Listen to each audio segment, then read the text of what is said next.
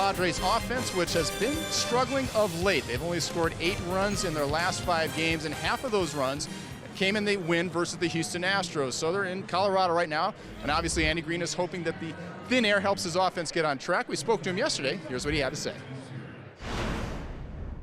There is going to be a part of, like, the runs aren't going to come. Like, you're going to start seeing, like, balls squared up, pitch that, Haas swings at. That's his pitch. He missed it.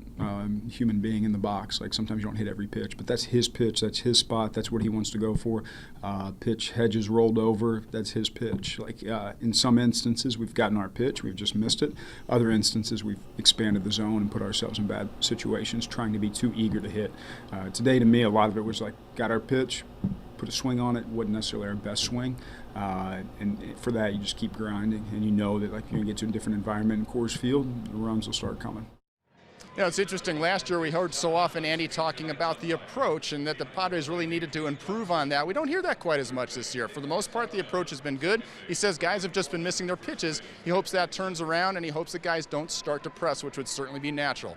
Richard's going to take on the Rocks. It's Clayton Richard. He's pitched well in 3 of his last 4 outings here with a chance to win. He'll go up against John Gray. Padres, Rockies, coming up next, right here on Fox Sports San Diego.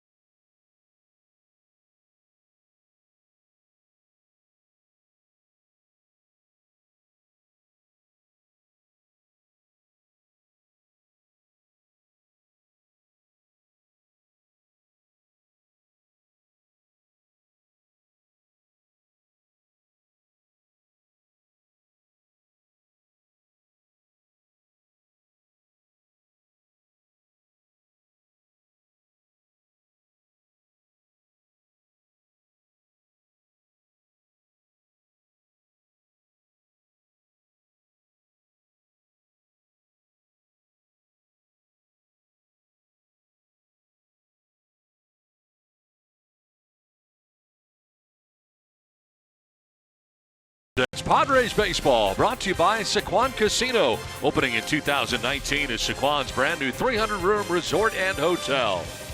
And by Tough Turtle Turf, a full landscape design company. Welcome back to Denver, and all things considered, things not bad here tonight as we check out the weather report, brought to you by your always sunny San Diego Honda dealers. Well, the temperature 55 degrees as we get it started. Northeast breeze at 7 miles per hour, and the forecast partly cloudy. A lot of sunshine up there right now. Don Orsillo, Mark Grant, Bob Scanlon with you from Colorado. Our first visit of the year here to take on the Rockies of 3. Let's check out Andy Green's starting 9 as he has Carlos Asuaje at the top of the order again for tonight's game, as the Padres starting lineup is brought to you by Toyota. Chase Headley at third base with Chris Hosmer. Chris Hosmer is going to be at first base. Eric Hosmer is going to be at first base. Jose Perella is in right. Corey Spangenberg in left with Freddie Galvis at shortstop. Austin Hedges does the catching with Manuel Margot in center batting 8th. And Clayton Richard does the pitching and bats out of the 9th spot. Check out that guy, Chris Hosmer. He's really good. On the mound is John Gray. Who's playing first for our team? That would be Eric Hosmer, okay, yes. kind of a big deal, actually. Big deal here in Colorado is number 55, John Gray. He's got a big arm, 96, 97 mile-an-hour fastball. He pounds the zone, and with that slider as well. That's his secondary pitch. 55% of the time throughout his career, he's wiped people out. He's wiped hitters out with that slider. So we've got a trend here. He wears 55. 55% of the time his career via the slider for strikeouts, and it's 55 degrees at first pitch. And you wore number 55. I did. Here in Colorado. You did there, John Gray's wearing my number. Wow. How about some defense? Let's look at the defense behind John Gray. In the outfield, left to right, defense is brought to you by your San Diego County Ford dealers. Ian Desmond, Charlie Blackmon, Carlos Gonzalez, left to right. On the infield, third to first, Arenado, Story, LeMahieu, Pat Valleca getting the start at first base, and Chris Iannetta behind the plate. Defense is brought to you by Cadillac. Carlos Asuaje standing in, and he'll take strike one. Underway from Denver, Colorado tonight as Asuaje hits a .250. No homers, 3 runs batted in. With Manuel Margot being dropped down in the order to 8th in the order. Batted 9th yesterday in Houston. So Asuaje leading it off for the Padres. They are shifting on the right side are the Rockies. And fly ball down the left field line as Ian Desmond over towards the stands into a slide, but he can't make the catch. He went into the stands pretty hard there going into the slide. Feet first, but no catch. Outfielders got to stretch those hammies, got to stretch those legs. There's a lot of room out there. We say it every time we come here to Colorado. And as a hitter, this is the perfect place to hit it where it's pitched. Square it up. If it's away, go away. And that's exactly what Carlos Asuaje tried to do that last pitch. Swinging a foul tip as Asuaje strikes out to begin things here in the first inning. Up the ladder with the fastball. Even though he misses, if you've got Giddy up at 95, Iannetta wanted that one inside and up. He missed, it tailed up and away. Still, when you've got that extra on that fastball, you're going to get away with pitches like that. One down for Chase Headley, who bats second in the order tonight for the Padres. This is the highest in the order that he has hit this season. Hitting at .071, coming in 1 for his first 14 on the year.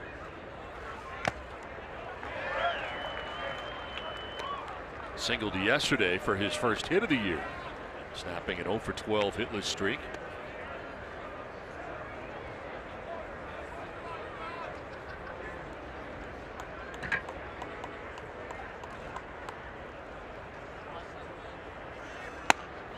High strike call for strike 3. Headley doesn't like it. Takes with him the second strikeout for John Gray tonight. John Gray is challenging with the fastball. Asuaje swinging, gone. Headley taken, gone. And that looked like a legit strike. Top part of the zone, but a strike. 2 down here in the first inning brings up Eric Hosmer. Rockies going to the shift against Hosmer on the right side as they did at Petco Park when we last saw the Rockies. 282 so far for Haas.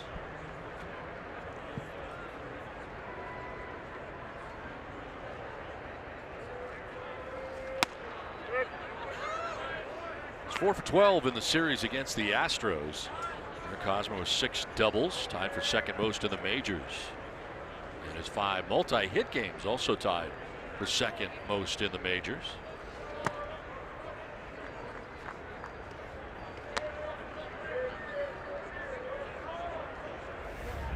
Last year, of course, playing in all 162 games. Setting career highs in hits with 192. Average at 318.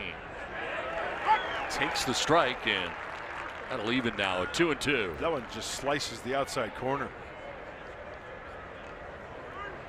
He's really trying to establish that fastball, make the Padre hitters turn it around. Until then, hey, why not just keep challenging him? He wants this one in the dirt.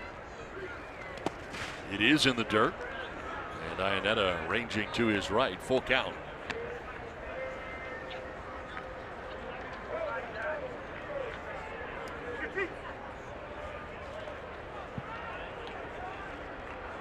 First round pick, 3rd overall, was John Gray. Swing and a miss. He strikes out the side in order. Swahe, Headley, and Hosmer. Rockies are coming up.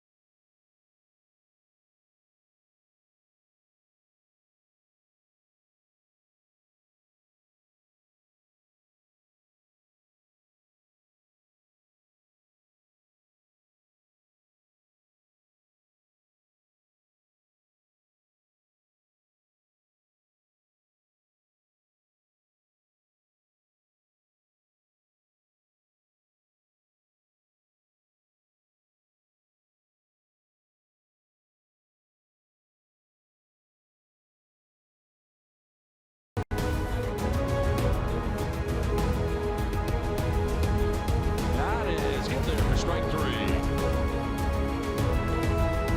That's a pretty deep hit.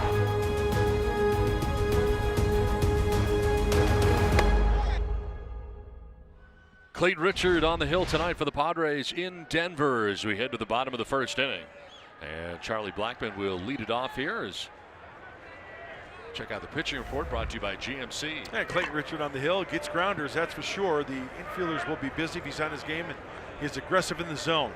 Expand the zone if possible, getting ahead, and then putting the Rocky hitters on the defensive. Charlie Blackmon been bothered by a back problem, taken out of the game Saturday, back in there tonight and taking the strike. Of course, he had 103 RBIs last year from the leadoff spot, most in Major League history for a leadoff hitter. Off to a .278 start this year.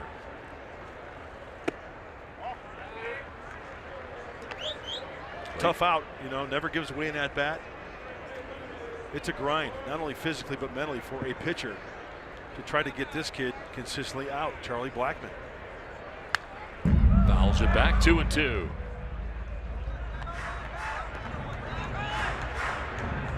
Check out the Rockies starting 9 for Bud Black. Blackmon at the dish right now with LeMahieu at second base, Arenado at third, Story at short, Desmond in left. Iannetta does the catching with Gonzalez in right, Lake at first, and Gray doing the pitching, batting out of the 9 spot for Colorado. Blackmon has 4 home runs already on the year, 6 RBIs. And a fly ball headed out towards left field. Spangenberg out there in left with room will make the catch shy of the track for the first out here of the 1st inning. Under it just enough, going the opposite way. The ball will travel, we know that.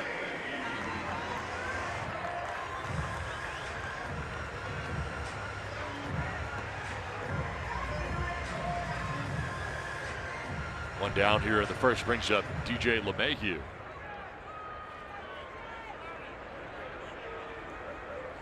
Former batting champion and second baseman for the Rockies takes strike 1. You had 289 coming in. 2 homers and 4 runs batted in. Okay, you're not going to believe this. Remember game time 10, 55? Yeah, what is it now? John Gray wearing 55. Yeah. What was the other 55? More 55s. Oh, yeah. The humidity at game time? 55%. And your number was 55, which every hitter had. Had my number. Chopped down the third baseline softly. Headley bare hands and throws, and it'll be not in time. Beating it out was DJ LeMahieu for an infield hit. Nice try there by Chase Headley, but LeMahieu aboard. Yeah, that's a long run. Got to do it barehanded and accurately with a little bit of zest behind it. Clean, good throw, and just beats it out. You know, considering after a second look, he got a little oomph on that throw over to first base. LeMahieu getting down the line. Padres are not going to challenge it. As Adrian Johnson, home plate umpire, looked in for a long time, but Andy Green indicated they weren't going to challenge. 1 out, 1 on brings up Nolan Arenado. 324 the start for Arenado in the first 10 games. Home run and 6 runs batted in. Hosmer holding on LeMahieu at first base. On the ground to third, could be 2. Headley to second for 1, on to first, it is 2. Nicely done. Around the horn as Clayton Richard induces that double play ball.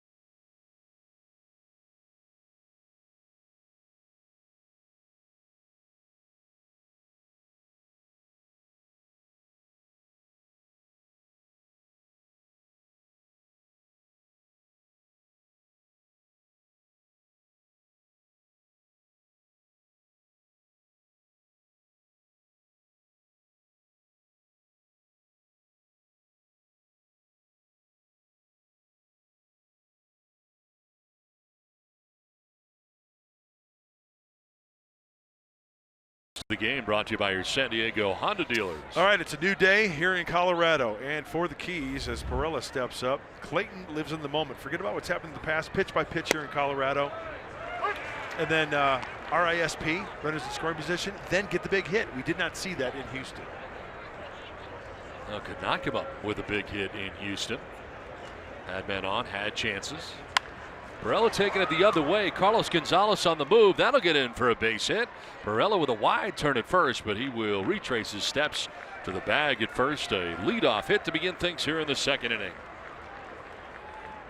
First base runner to reach for the Padres. And this is an area where San Diego needs to get better at. We talk about the early part of the season. Leading off, not just the game, leading off an inning. Going into this game, a 202 average, 17 for 84. That's a good way to start. Now they got to find a way to get him around a score. So lead runner on here in the second inning brings up Corey Spangenberg.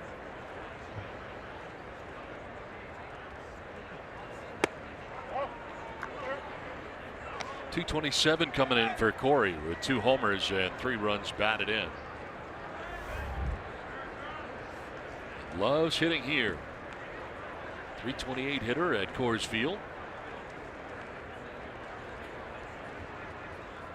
Has more extra base hits here than anywhere else with the exception of Petco Park in his career. Loves hitting here.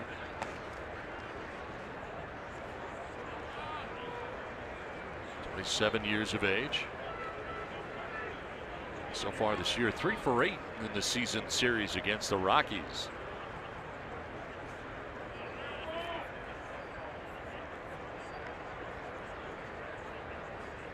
Takes the 2-0 for a strike, and it's 2-1 to Spangenberg.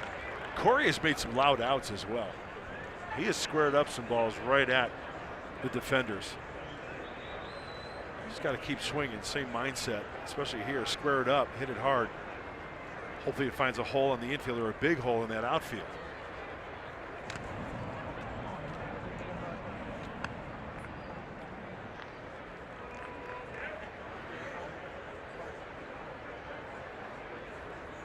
Spangenberg's .591 slugging percentage leads the team. Rockies double play depth in the infield. And that's on the outside corner. It appeared to be away, but John Gray getting the call, 2-2. And John Gray doesn't need that help, right? Ball off the plate at 95. That's just going to work to his advantage. Hopefully it works for Clayton Richard as well. Gray struck out the side in order in the first inning. Here comes the slider down and in. Spangenberg will send it into center field, and that's in for a base hit. Up to second base goes Perella. Back-to-back hits here for the Padres. Open up the second inning against John Gray.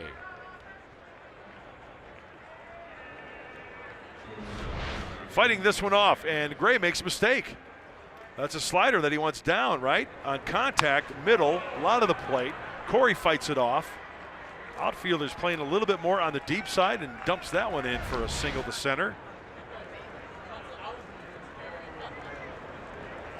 2 on, nobody out. Freddie Galvis coming up here. Padres trying to do some damage against John Gray here in the second inning.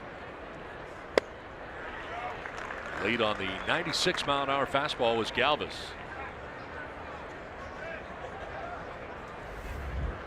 Mentioned off the top, Galvis has reached base safely in all 10 games on the year. So .475 on base percentage, which leads the team, and right now 6th in the National League in that category. On the ground to first base, Valleca goes to second for 1. Back to first with Gray covering in time. Double play. 3-6-1 on the DP as Perella takes third base. Good downward action on that pitch. Galvis into the ground, and a nice turn by Valleca at first, and credit John Gray. As soon as that ball was struck, he sees how far back his first baseman is playing. He's got to get over there to cover to complete that double play. So 2 down, Perella third base, and Austin Hedges the batter.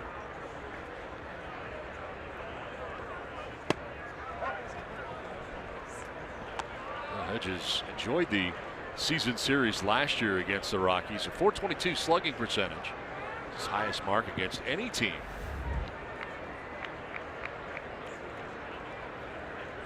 Chance here to drive in a run.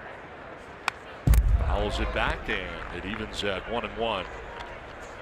A slow start for Austin at the plate. .083 the batting average coming in. How about these Padre hitters? They've seen some hard throwers lately, huh? Sure have. Morton +95, Cole +95, McCullers, good fastball, mid-90s, Yacker. Little dribbler, Gray comes off the mound. He plants and will have no play, but looks Perella back at third base. So Gray over to field it. Realized he didn't have a play at first, but got to check the runner at third, and Perella remained at third base. Wasn't coming even with the 2 outs. Yeah, you know what? I'm kind of, man, is that one of like those in-betweeners? Yeah. Even if you go, Gray's going to get to it. Ionetta's going to retreat back. It's a tag play. Probably be tagged out. Yeah, Probably better to stay where he was at, giving Margot a chance here to drive him in. Needed first for Hedges. And Margot fouls it off down the right field line out of play. But I'm thinking big lead at third base. You got a good secondary lead. There's 2 outs, so on contact you're going right. And if that's the case, you don't even have to be the fastest runner. You still got a greater chance of scoring because they got to dish it off. I don't know. Just a thought. And 2 down, first and third. Margot batting 8th, batted 9th yesterday. And takes the high strike at 97, 0-2. Of all the pitchers you mentioned, Houston, Garrett Cole was the one that surprised me the most with that kind of velocity. He was, wow. And location. Yes. Pinpoint. And it was moving. 97 with movement.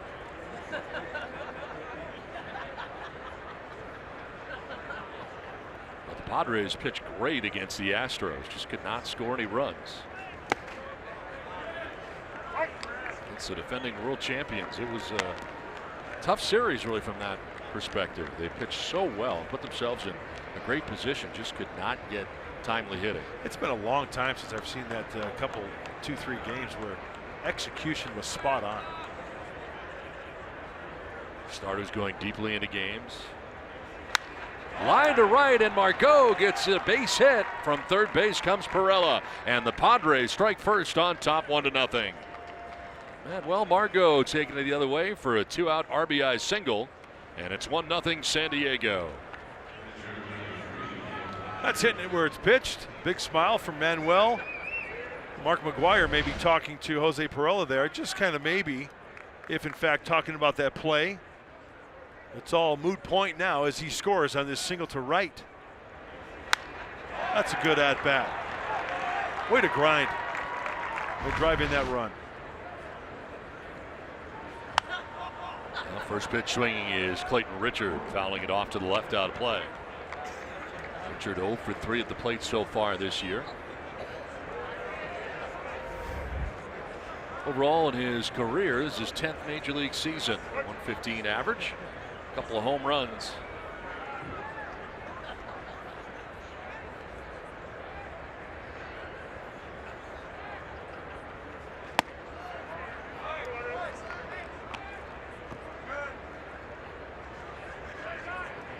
John Gray giving up 4 hits in this inning, and so far 1 run.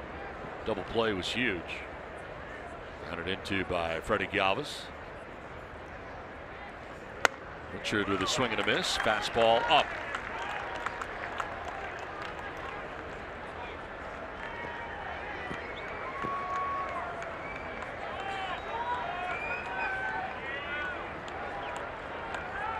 Hedges at second, Margot at first.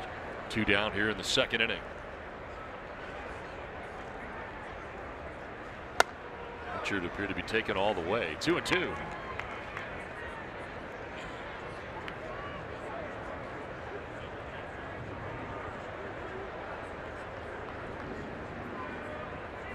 Outfield playing for Richard to go the other way. Blackman, the center fielder, into left center. And Richard grounds it foul, staying alive here, still 2-2. Last year, John Gray made 8 starts at home. He was 5-1 with a 3.13 earned run average. Back to 22 starts here at Coors Field since the beginning of 2016. He's gone 12-3.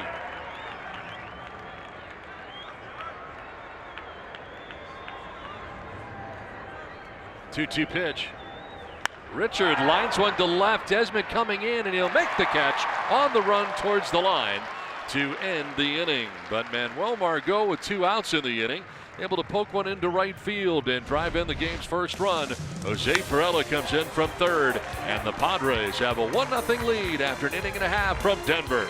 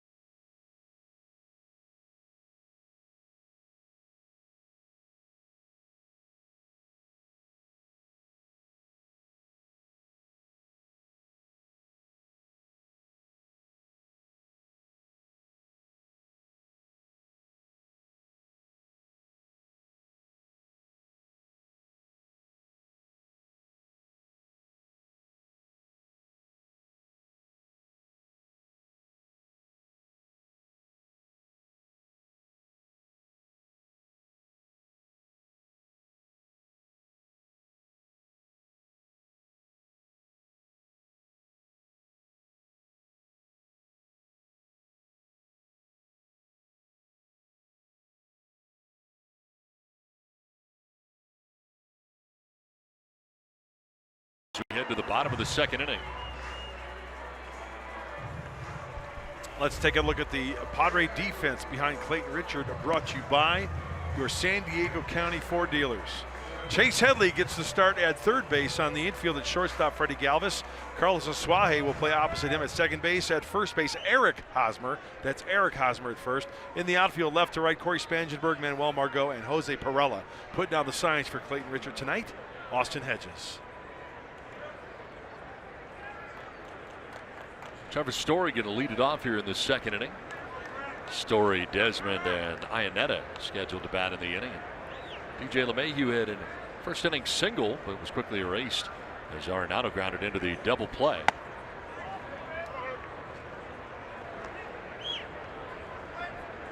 Story hitting at .211, batting in the cleanup spot.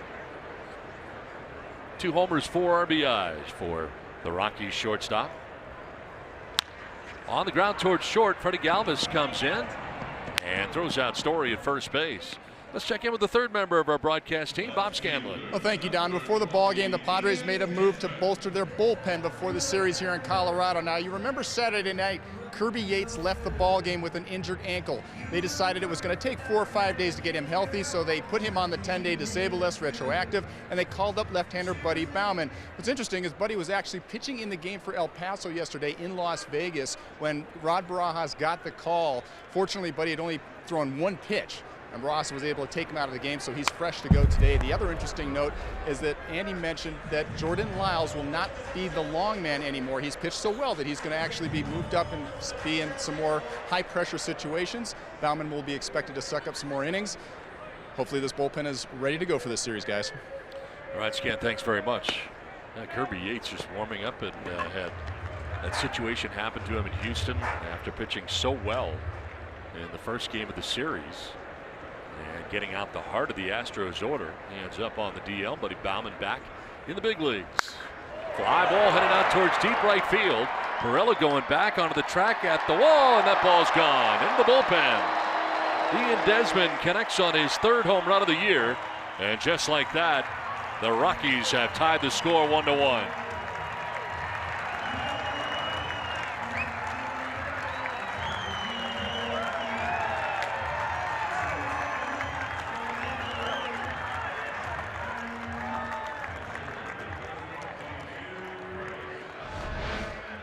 Ian Desmond continues to do some damage with the long ball. He had 2 home runs, multiple RBI 3 times over his first 5 games.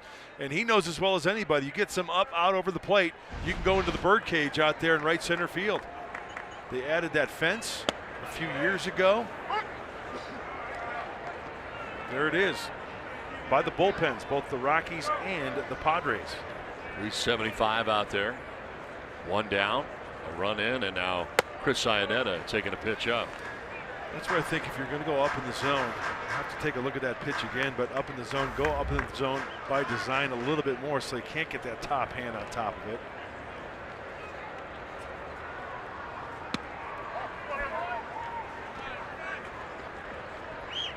Ian Desmond with his 3rd round tripper of the year.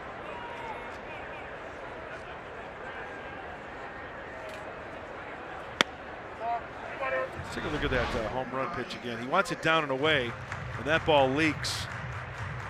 It's middle in, inner third.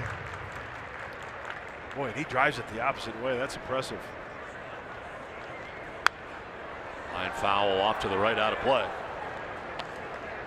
Thought that pitch was up, but that was not the case. It leaked middle in.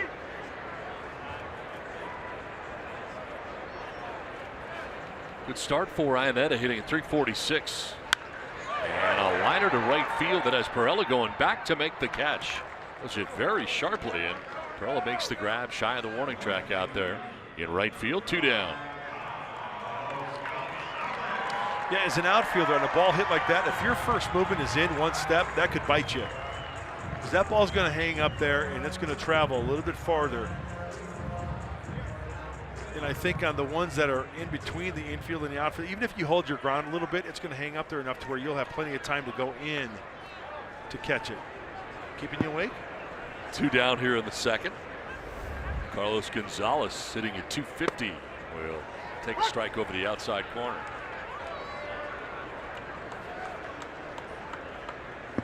Just your analysis is so exciting. I was going to say, I made a comment about playing the outfield here. I look over to you, and you're like Fred Flintstone getting ready to go to bed. That stuff is a big yawn, that's all. Flying all over the place here in this booth. I just found what you were saying was really interesting. Stay tuned, there's more where that came from. Like 2.5 hours more. See that pitch there? He wants to try to expand the zone there with 2 strikes.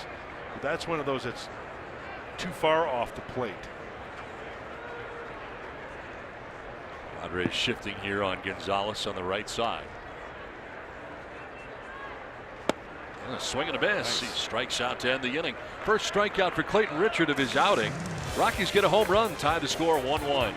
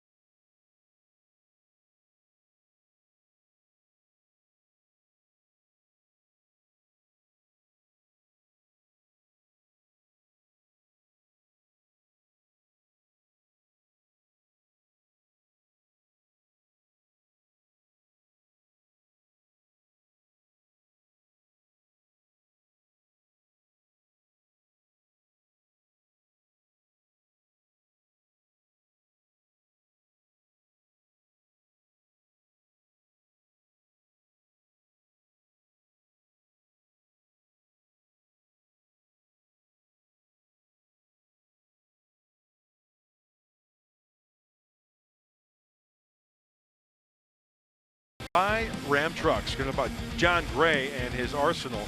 Let's talk about the slider. When he gets ahead, he can pinpoint it down and into lefties. How about the heater? Yes, it's 95, 96, maybe 97. He goes up in out of the zone by design as well.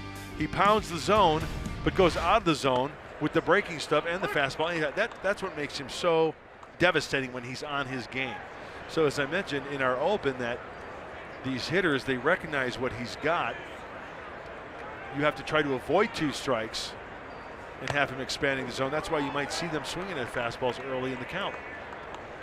Like that 0-1 fastball, 94 top of the zone, offered and fouled off. Carlos Suaje, a strikeout victim in the first inning.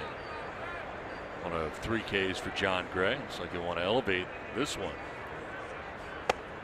And a little too far up at 94. High design. Suaje, Headley, and Hosmer scheduled to bat here in the inning.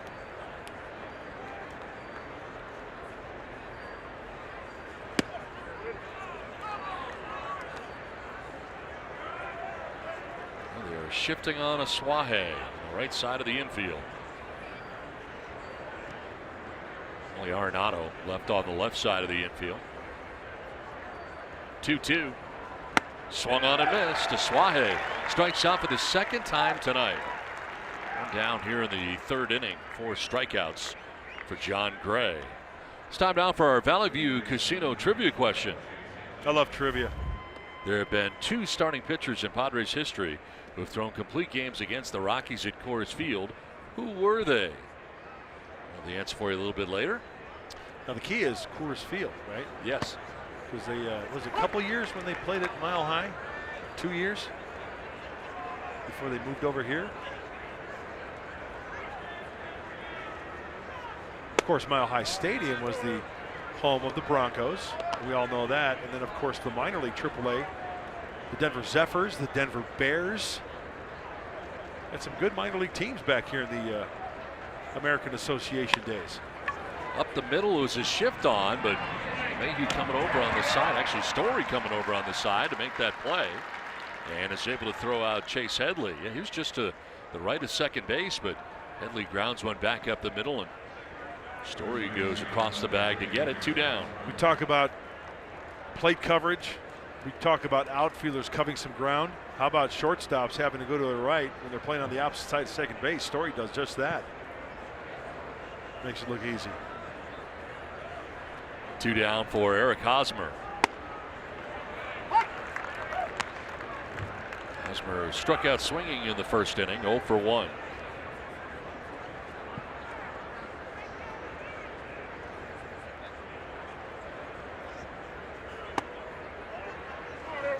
Same shift here for the first 3 hitters in the Padres order. Swahe, Headley, and Hosmer.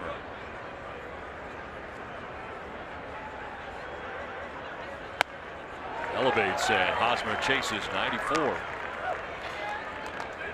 That's en vogue, the high fastball. If you've got some giddy up, why not go top of the zone? 4-seam. Yep. And then drop the old slider down by the back foot. Hosmer with a swing and a miss, strikes out. 5 Ks for Gray. Game tied 1-1.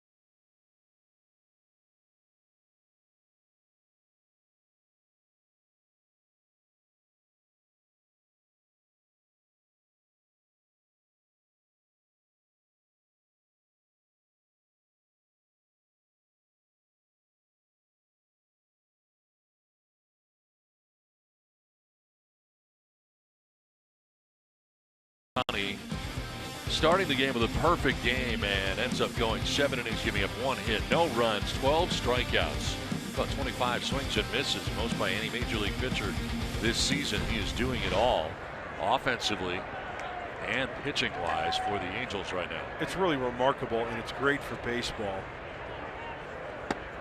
when a guy can touch 100.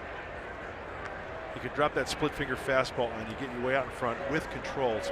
How many did we see? Because we watched it a little bit of it. Yep. That split finger to where it starts to the heart of the plate and then just end up down off the plate.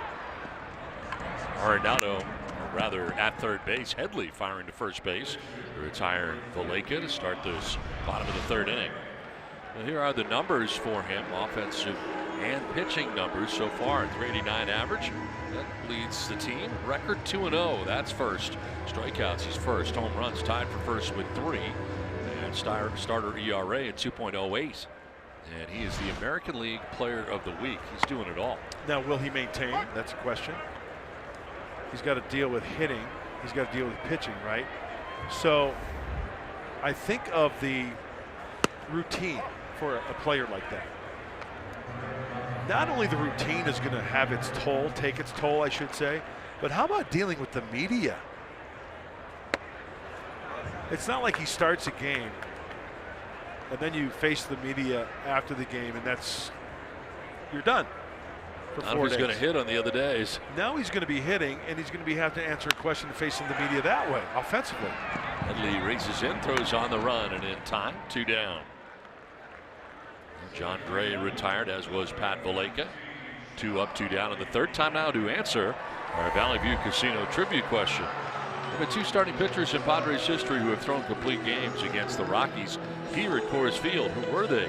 Kevin Brown did it July 15th of 1998, and Andy Ashby July 4th of 1999. So they did it back-to-back years.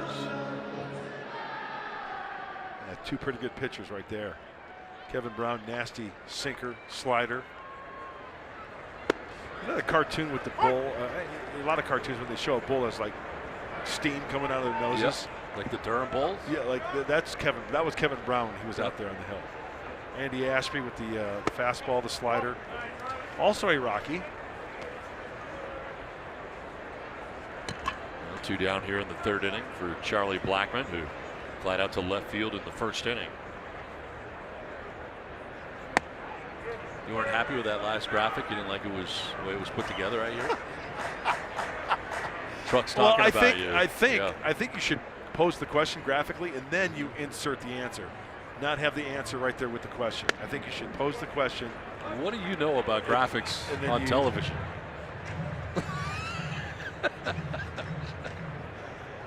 The truck was talking about you while you were talking. Yeah, I know they were. They were carving you up. Like all of a sudden now he knows about graphics. Yeah. Down to first base goes Charlie Blackmon on the walk. First free pass served up by Clayton Richard in the ball game tonight. And not the intent for Clayton. We all know that after 2 quick outs you want to get back in that dugout. But now you've got to deal with another batting champion, a guy who utilizes the whole field, in DJ LeMahieu. You got him to hit a grounder last time up. They said they don't like the way you do the defense. Just so you know. Okay, I'll try to improve. 2 down, Blackmon at first, and DJ LeMahieu. Throw over to first, and that was pretty close. Diving back, that very good move of Clayton Richard. Surprising Charlie Blackmon, even though he's seen it so many times.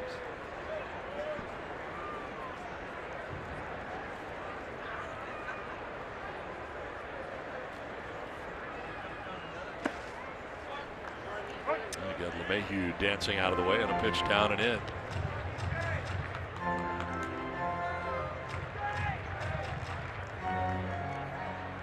What a shift this is. We've seen it for LeMahieu a lot. Margot is way over into right center. And how about Spangenberg? Almost into center field, the left fielder. As Blackmon back to the bag again. This is as exaggerated as you will see. This is unbelievable, really, and we've seen it before in the outfield. It's look at straight up the gut there, straight up the center, and then in the gaps. It's unbelievable. This one gets thrown away. Blackmon headed for second and maybe beyond. Yep, he's headed for third, and he'll get there standing. A lot of foul ground here in Colorado. If you throw it away, you may get 2 bases. And with the speed of Charlie Blackmon, no problem getting 2 bases. You're right, Don. And even with that shift, Perella in right field. Wow, that throw was well on the outfield side of first base. Very tough for Eric Hosmer to get to.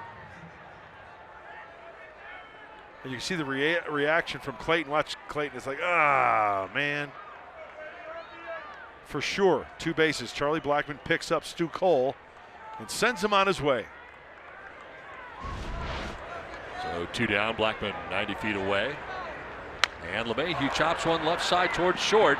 Galvis throws on the run and in time. Nice play by Freddie Galvis. And out of the inning unscathed is Clayton Richard, as it turns out. His defense, his friends help him from behind as Galvis, coming from shortstop, rounds behind it, makes a good throw and the out. Tied at 1.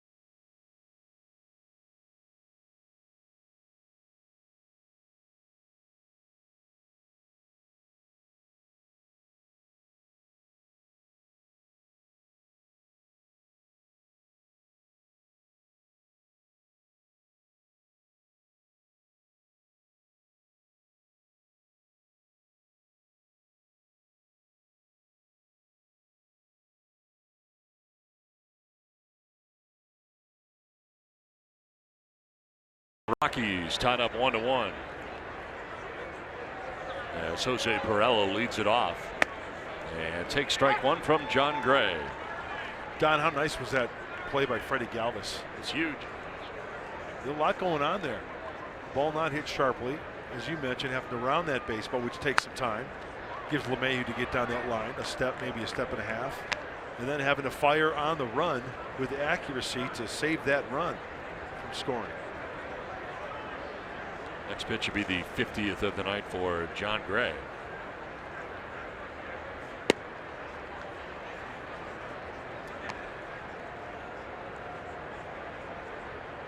Nice play by Freddie Galvis, very good defensive shortstop.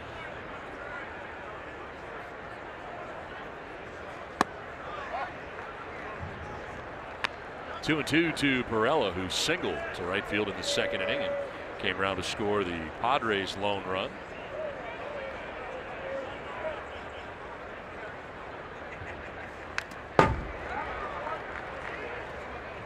Pirela had been 0 for his last 10 prior to that single to right field in the second inning.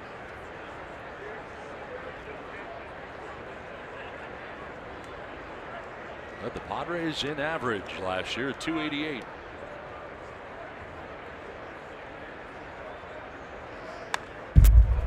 Oh, that's getting in the kitchen right there, 95.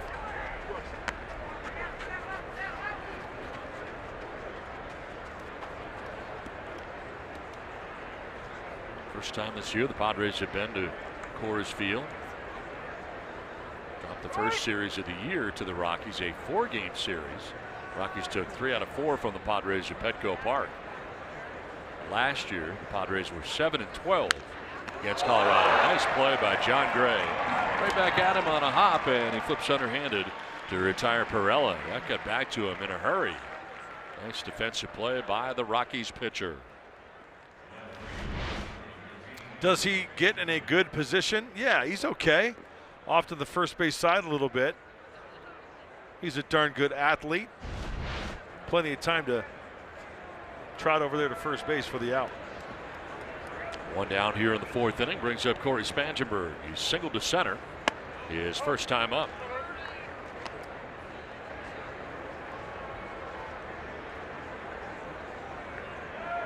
He's got 1 of 4 Padres hits in the game.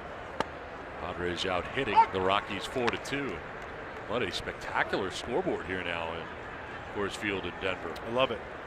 I love how they have incorporated the Rocky Mountains on that scoreboard. It's just not a big square. See on top how the mountains go down towards the ends there? Got the Rockies. Yeah, I like it. I like it a lot. Chopped first. Valeka backing up. Going to need help. Gray covers. And just in time to get Corey Spangenberg 2 down. Well, speaking of Coors Field, it's time now for the Coors Light refreshing finish. And how about opening day? This was a beautiful day. Wow. Opening day here in Denver. A little bit on the snowy side. Oh. 27 degrees at game time. Yeah, the Rockies had left beautiful San Diego and Petco Park to come home for that home opener. They battled through it. Weather is supposed to improve here every day that we are here, by the way. Supposed to warm up tomorrow and on Wednesday. How about Chicago today? No play on the north side. They get the game in on the south side. How about that? White Sox Rays. Freddie Galvis jolts this out towards center field. Big outfield though. Blackman going back and he can't catch it. Kind of gliding after it, and now Galvis is headed for third base as he will get there with a slide into the bag at third. Charlie Blackman, that one carried a lot further than I think he anticipated. Deepest part of the ballpark back there and just out of his reach, and Galvis ends up with a triple. Yeah, I think Blackman went a little bit too far straight to his right rather than kind of edging back a little bit at first. And then that ball just kept on drifting, and you'll see it here in Colorado.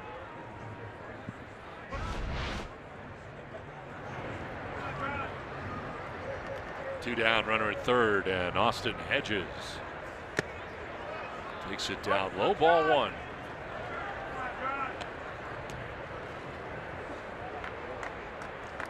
Hedges single back towards the pitcher in the second inning.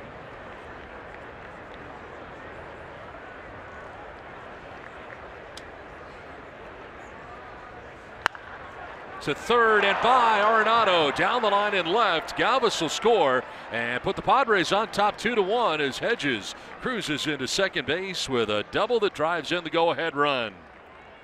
So a triple and a double with 2 down in the 4th inning. After John Gray had retired 6 Padres in a row, San Diego on top 2-1. And that ball ate up Arenado at third base. Well, let's take a look. He's playing back. You know what? What? One. No, I just wanted to get another look. Okay. I'm sorry, a Gold Glover like him makes that play. I'm all for Austin Hedges getting a base knock. That's great, but that's a makeable play for Nolan Arenado. That's a hang with him for the Rockies and another point for the Padres. So 2-1, Padres on top, and they intentionally walk Manuel Margot. So you got Clayton Richard coming up here. That was the intentional walk of the no-throw kind to get to the pitcher. Well, he hit the ball well last time up. It just happened to be down that left field line to Ian Desmond. So 2 on here, 2 down.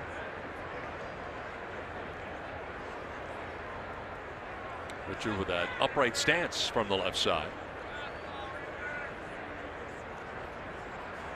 And a drive to right field for Richard. That is deep, far, and that ball is very gone. A 3-run home run for Clayton Richard. Puts the Padres on top 5-1. How about that? Clayton Richard takes it out of the yard. His 3rd career home run. And he's helped out his own cause, putting the Padres on top 5-1.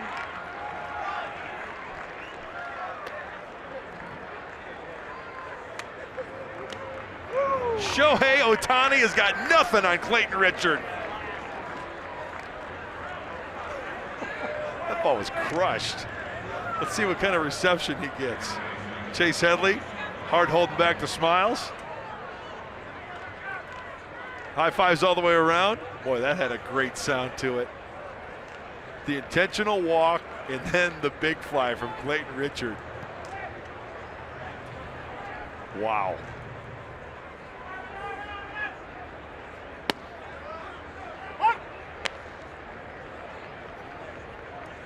I know it's Colorado, but that ball went in the second deck. Yes, it did.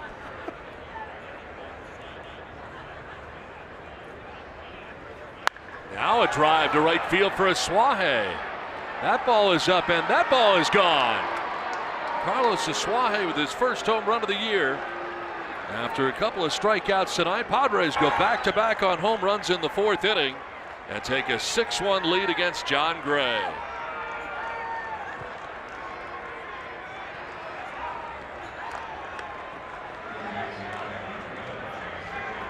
Now this has happened quickly. And all the runs tonight coming with 2 outs for the Padres. He wants it down and away. That's a breaking ball right down the heart of the plate. Speeds up his bat. Oh, you always got to love that sound. As a pitcher, you don't like that sound.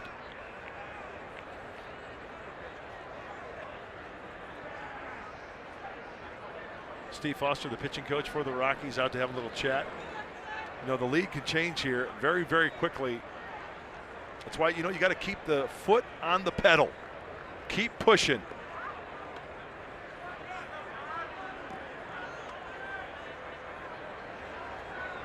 Now Chase Headley as the Rockies go into a shift on the right side of the infield. Headley 0 for 2 in the game, has struck out looking and grounded out to short.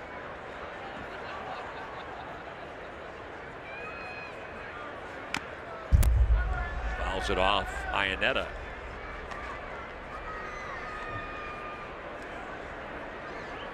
Well, Greg got 2 quick outs, Perella and Spangenberg to begin the inning. Triple, double, walk, home run, another home run. And the Padres have jumped out to a 6-1 lead. Clayton Richard with a 3-run blast. You know what? By intentionally walking before him, yeah, you disrespect him a little bit. That will end the inning, but not before the big inning for the Padres. Clayton Richard said drinks are at the house. Hedges able to drive in the first run. Galvis coming in, and then Richard with a 3-run shot. Then a Suaje. Padres lead it 6-1.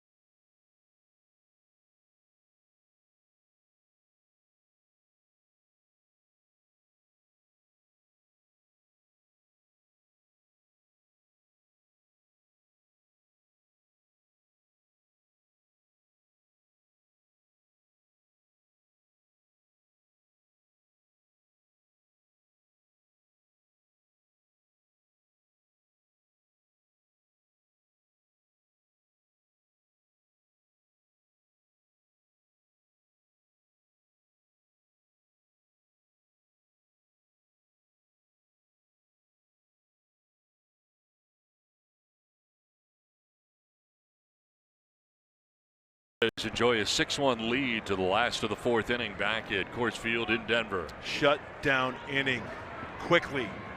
The ideal situation. 1, 2, 3. Get right back. Arenado bounced into a 5-4-3 double play in the first inning.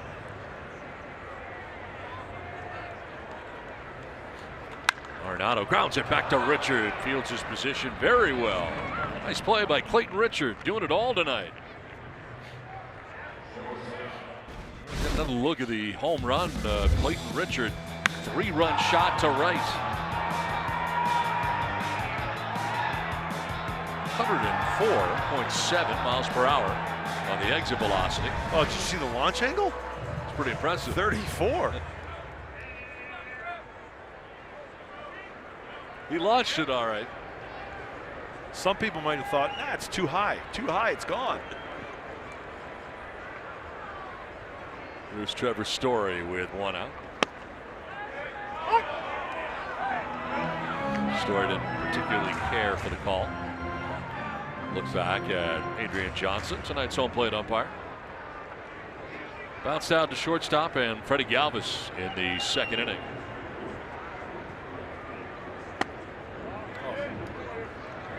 Like a pretty good pitch.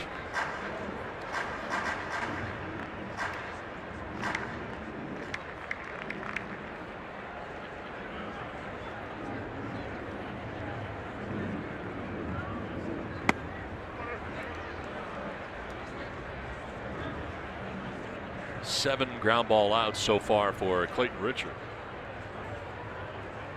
With 1 out here in the 4th inning. Second career home run for Clayton, which is nice. Remember last year's in Miami.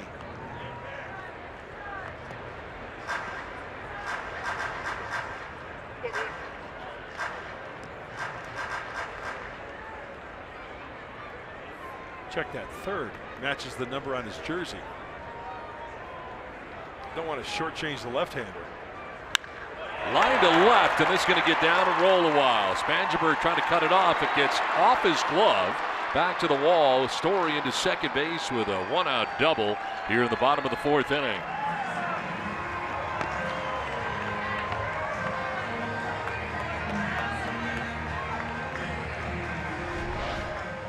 Lots of room in this outfield here at Coors Field. Well, he went down and got that one out in front. You know, even with the speed at the corners, you know, he didn't get that one cleanly. It's been interesting to see. if they've got to go a long way, those hitters read that out of the box down the line. They'll look out there to see the route they're taking. And if they can get to that base before it's in the glove of the outfield, the chances are they might try to take 2. One down, Story at second base, and Ian Desmond, the batter. Homered in the second. Padres have 2 home runs in this game. Rockies with 1.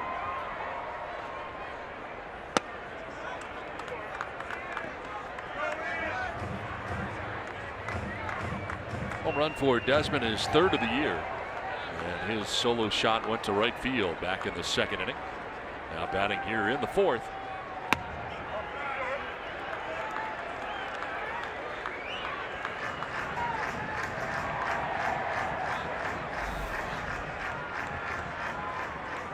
Got a game break coming up. We'll get you caught up on the Nationals and Braves. The Braves were just here yesterday in Colorado.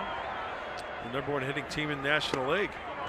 It's ball 4, and down to first base goes Ian Desmond. Second walk allowed by Clayton Richard. You know, that may have been the old pitch around, you think? He was very careful in dealing with him, no doubt about it.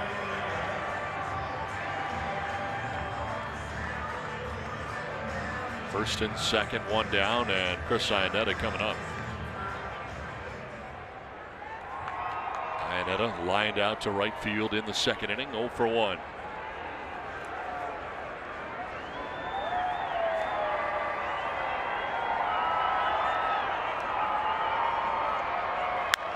In the air to left center field, struck pretty well. Back goes Perella, and that ball is gone. Home run to straightaway center field. It's a 3-run shot for Chris Iannetta. First home run of the year.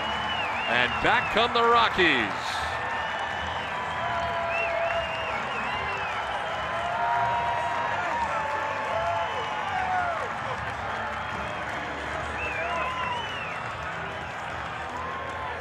Well, buckle up, hunker down. Might be one of those nights. We mentioned how the lead can quickly change or get close.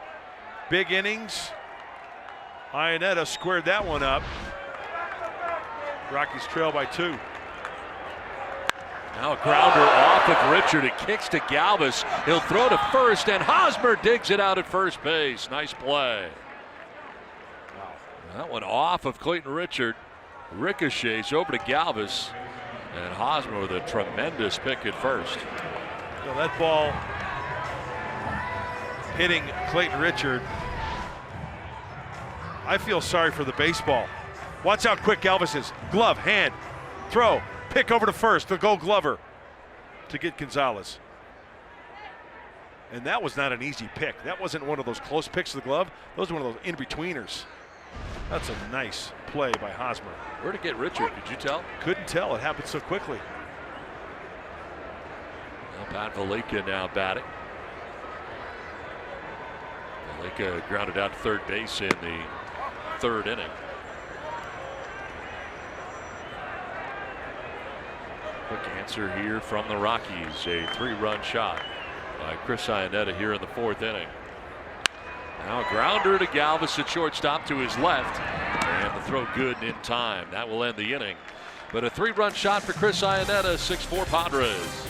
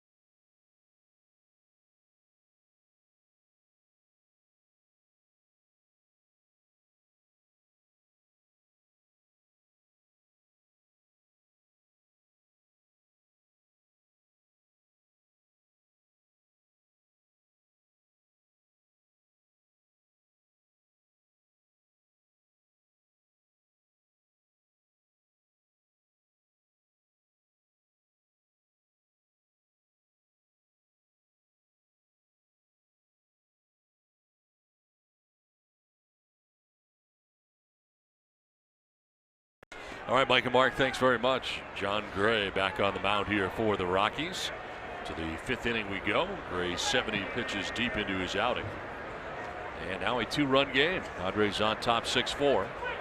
Eric Hosmer leading it off and taking strike 1.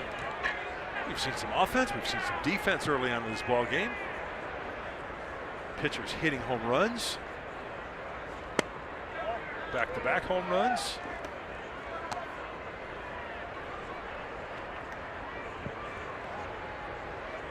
In between innings, Clayton sporting the beanie.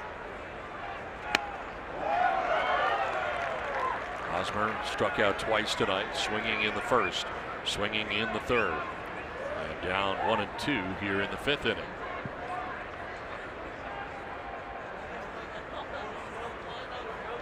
And a ground ball this time into center field. A base hit for Hosmer. Well placed with the shift on. Took it to the shortstop side of second base, and he singles to begin things here in the 5th inning. Already 13 hits collectively for both ball clubs as Hosmer, that looks like a breaking ball out of the hand of Gray, stays on it nicely and beats the shift.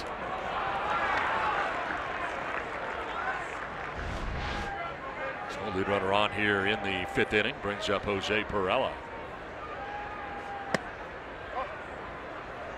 Perella singled in the 2nd inning, grounded back to the mound in the 4th. 1 for 2.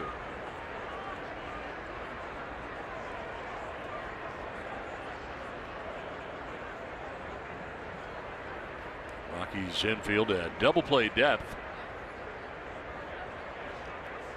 Look out, that one clanks off the glove of Iannetta. And reaching second base will be Hosmer. Check that glove for a frog with a tennis racket. That looked like a catchable ball. You know what? He was set up down and away, had to reach up and in there. Wild pitch. Wild pitch. You know what? I don't have a problem with that call, because when you got a guy that throws 96, and the catcher's anticipating here, and he's got to go there, that's a tough pitch to catch. Perella taking it the other way. Gonzalez on the move, and that's going to get in for a base hit.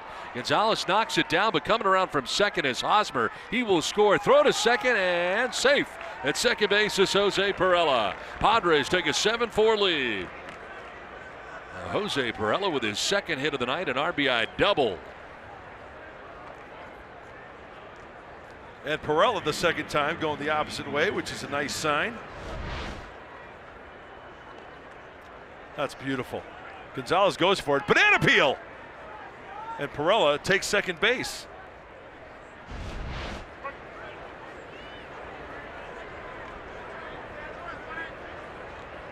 So runner at second, still nobody out. Corey Spangenberg, the batter, dropping the bunt down the first baseline. Gray will field it, flip glove to glove. At first base to get Spangenberg is taking third is Perella.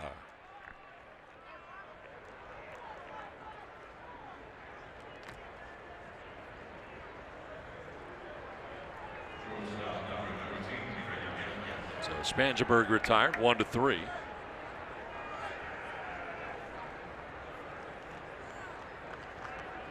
Well, he got that runner over. Now the infield would be brought in.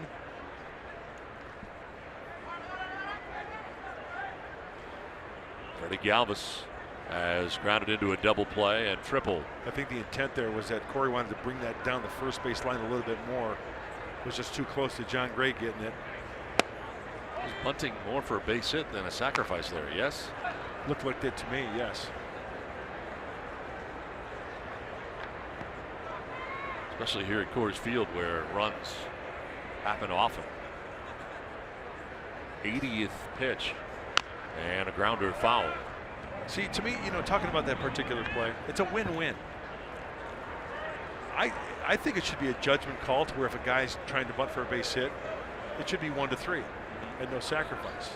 So it's a win-win for the hitter because he did his job getting the runner over in the judgment.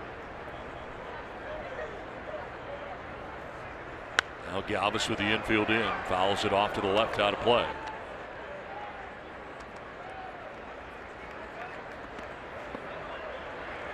And the Padres already with 10 hits and now 7 runs in this game. after having trouble scoring in Houston.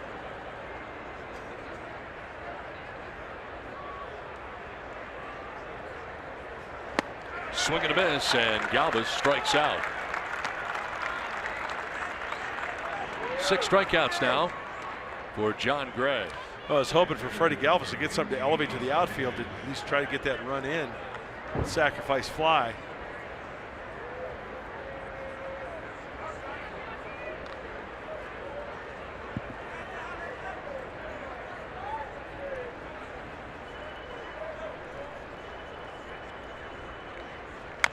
Austin Hedges swinging away. Gray will go to cover as flipping to him is Pat Valleca. Nice play that ends the inning. Padres had a run halfway through. 7-4 Padres.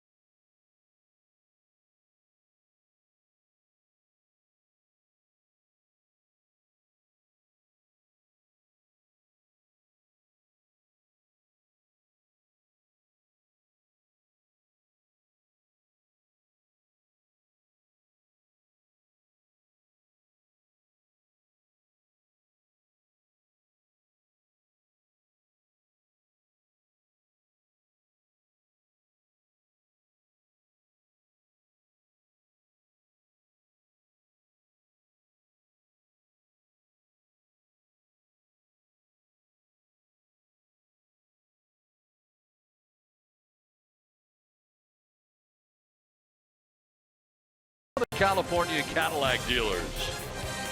And by Petco, where the pets go. Oh, cool night tonight in Denver, Colorado. Takes us into the bottom of the 5th inning with the Padres on top 7-4. Pinch hitter coming up here for the Rockies. Looks like Mike Tauchman's going to pinch hit for John Gray. So that is the night for Gray. And it's fouled off to the left out of play. John Gray gives up 7 runs in 5 innings. And the Padres put together 10 hits off him. A walk and 6 Ks. Anytime you can do that to Jonathan Gray, you're doing something right. Padre hitters using the whole field, getting a little help from Clayton Richard, the 3-run shot after the intentional walk of the no-throw kind. John Gray ended up throwing 83 pitches in his outing before departing. Well, not your normal John Gray outing against the Padres. No. Tauchman with a swing and a miss, and he strikes out. The pinch hitter opens up the bottom of the 5th inning. That is strikeout number 2 for Clayton Richard. 1 down. Charlie Blackmon coming up. Time for the Kia drive to success. Highest average at home in 2017. 391 will work. And here at Coors Field for Charlie Blackmon. That's amazing. He will take strike 1. Fly to left and walked. 1 of 2 walks allowed tonight by Clayton Richard.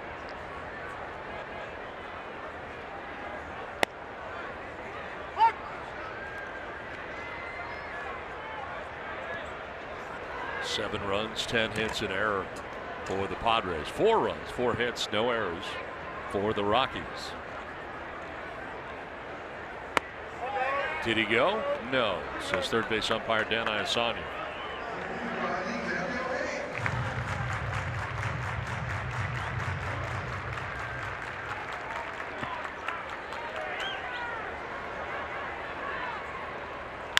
Line to right, in for a base hit for Blackman. Right in front of Perella. Blackman aboard for the second time, his first hit of the game. He hits and he continues to hit. He walked last time up, but great plate coverage. He can hit mistakes. Doesn't mean he's invincible, but when you miss with location like that one, down and in, it kind of speeds up his bat right to his swing path. Clayton wanted that one down and away.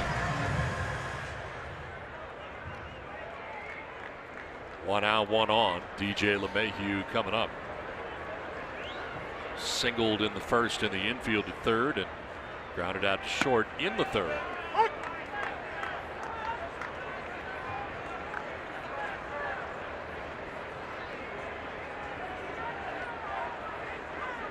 LeMahieu winning the batting title the year before last, hitting .348.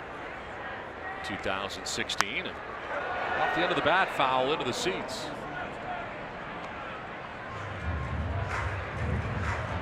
Followed up his .348 year with a .310 average last year.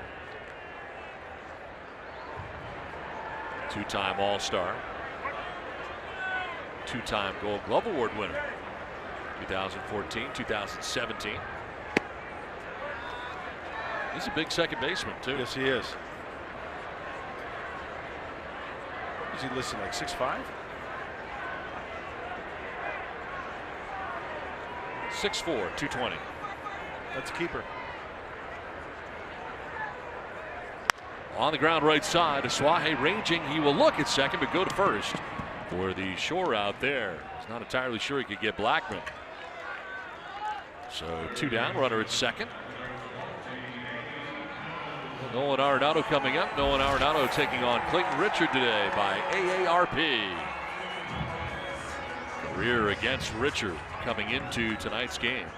.647 average, a home run, 6 runs batted in 17 plate appearances. That's good.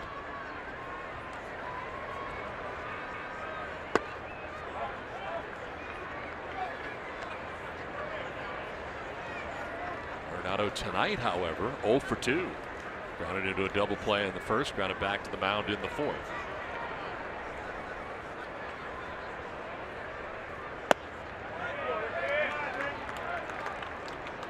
Look over the course of history, when it's all said and done, there are certain hitters that just own pitchers and vice versa.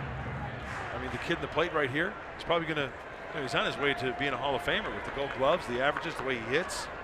If he puts together another 10 years.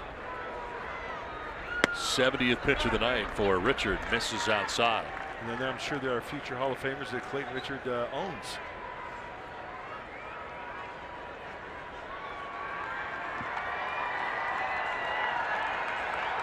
You know the count, first base open. And that is ball 4.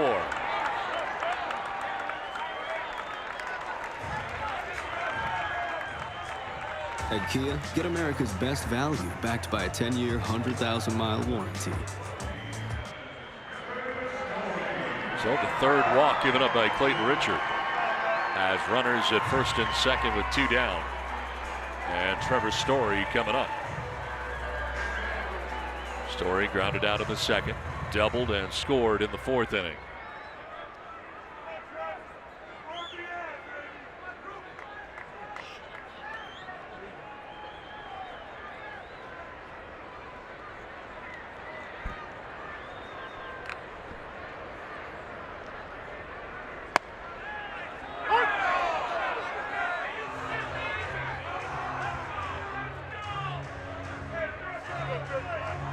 Black didn't think so. Yeah, he's chirping. Plate umpire Adrian Johnson barking back at him. See where this ended up. That's a strike. That's a strike. Yeah. I think they were just fooled by the body language of Austin Hedges from their vantage point, right? That's all they can really see. Sure.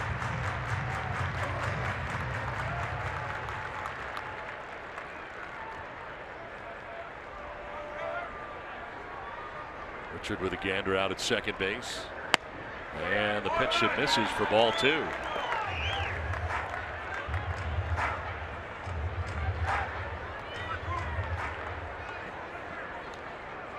Blackman at second, Arenado at first. Pitch 75 coming up here for Clayton Richard. Working with 2 outs in the 5th. And a liner foul. Down and out of play. 2-2. Clayton's doing a good job of staying on the corners and off the corners.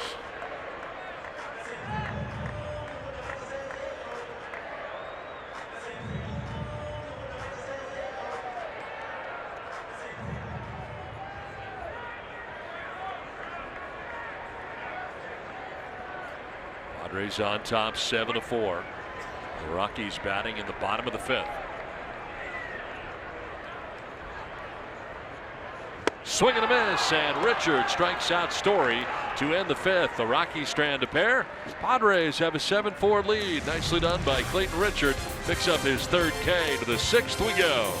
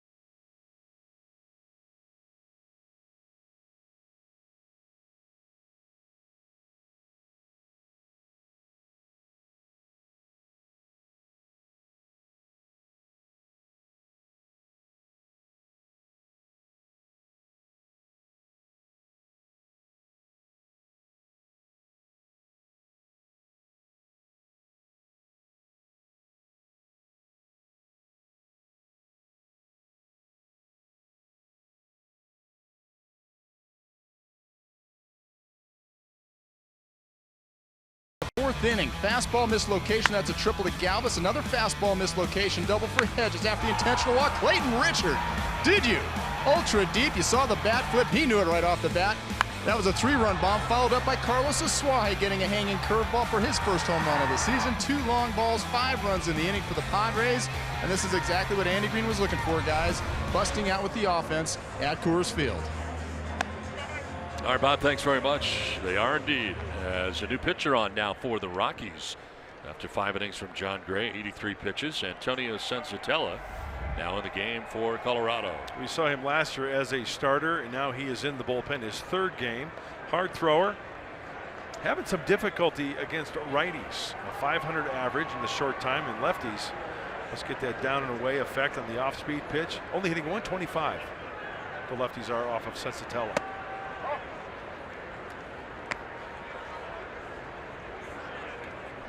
Well, Margot leading it off here in the 6th inning. He's been on twice, single and an intentional walk.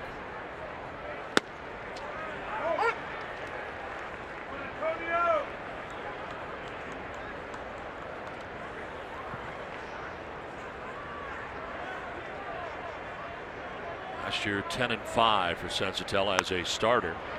This one fouled off to the right out of play. Named the National League Rookie of the Month in April last year. They went 3-1 with a 2.81 earned run average. Last year was the first year that he was on an opening day roster in the big leagues. Yeah, remember last year he and Kyle Freeland really started off hot. They combined both of them to go 28 starts. They were 20-8 in those starts. when the Rockies got off to a hot start. They won 45 of their first 71 games. Hung on to make the wild card against the D-backs.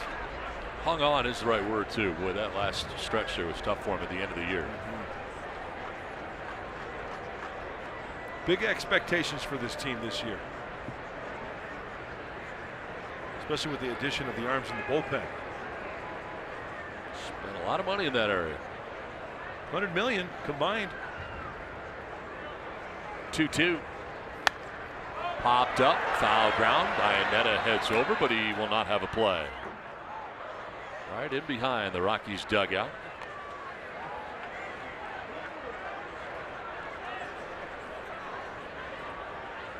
Bud Black doing a great job here last year in his first year.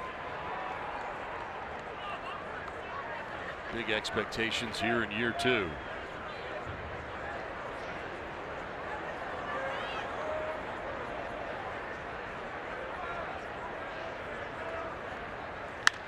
Back to Sensatella. Nice play. He'll flip to first for the out. And Margot on a hot shot back to the mound, retired. Well, Clayton Richard coming up. He hit a big 3-run home run in the 4th inning. 3rd career home run, first of this year. And up into that second deck for Clayton Richard. That sounded so good.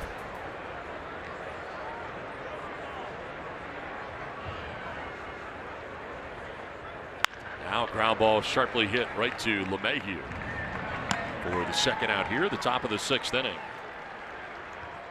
2 up, 2 down on 2 ground ball outs for Antonio Sensatella. The Padres hit back-to-back home runs at Coors Field. Carlos Quentin and Jed Jerko, June 7th of 2013. So it's been a while. That kind of surprises me. It's been that long. Surprises me as well.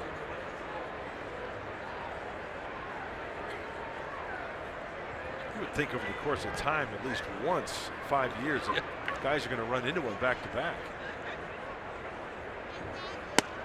Suaje taking the strike. Of course, he and Clayton Richard going back to back in the 4th inning. Clayton's 3-run shot followed up by a Suaje solo shot. Kind of get jammed there. Flips a fly ball to shallow center. Blackman in and under, makes the catch at ends the inning. 7-4 Padres.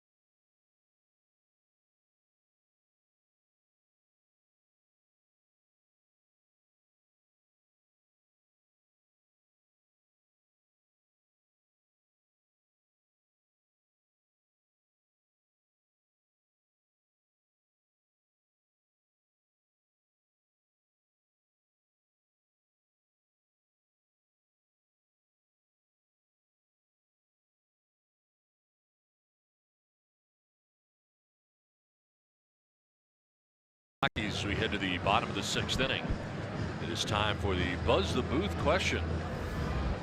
when did they do away with the catcher's glove that looked like a big donut we used to use as kids in the 50s and early 60s?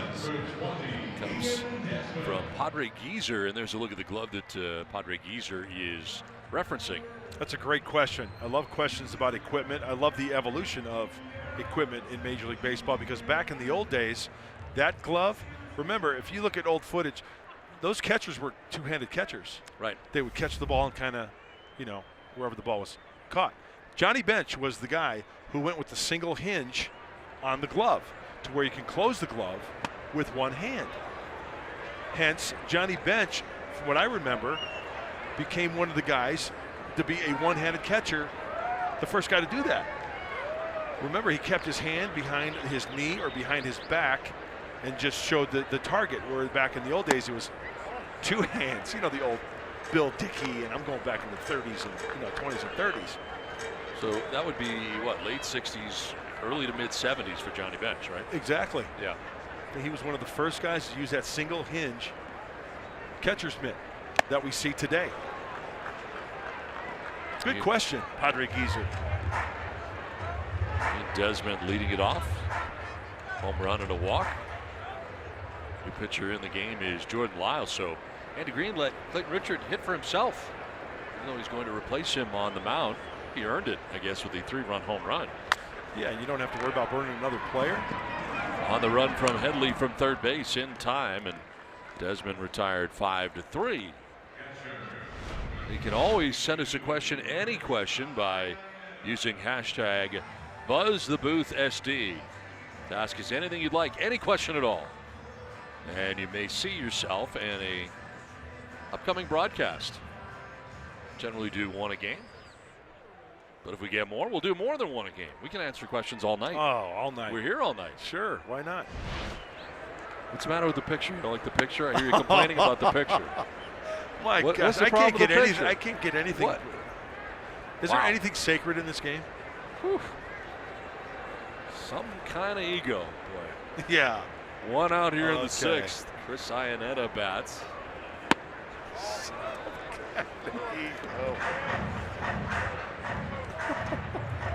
Jordan Lyles, a new pitcher. Yeah. Hard thrower, going to have to turn up the dial a little bit against the right-hander. His 5th game, and right out of the chute, great numbers. 8 strikeouts, only 1 walk. That's what you got to love from the bullpen guys. We saw it in Houston, collectively.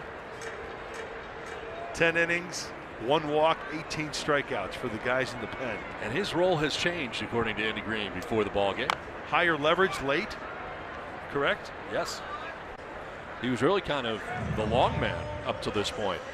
And because he's been pitching so well as the long man, he's getting the chance to pitch now in different parts of the game. His confidence, I guess, has grown in Jordan Lyles.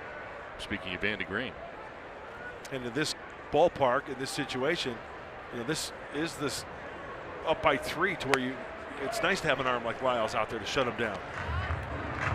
In this ballpark, this is a high leverage situation. Yes, it is.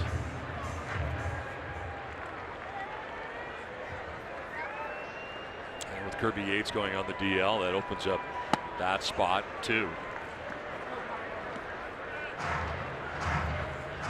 Such a strange injury for Kirby Yates.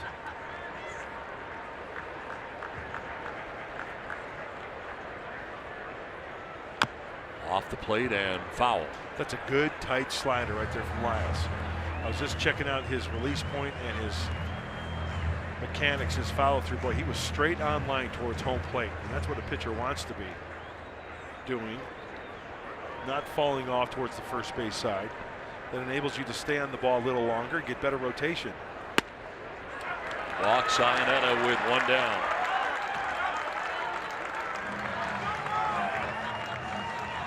Fourth walk allowed by Padres pitching in this game. 1 out, 1 on, and Carlos Gonzalez coming up. Of course, Jordan Lyles, a Rocky from 2014 through part of 2017.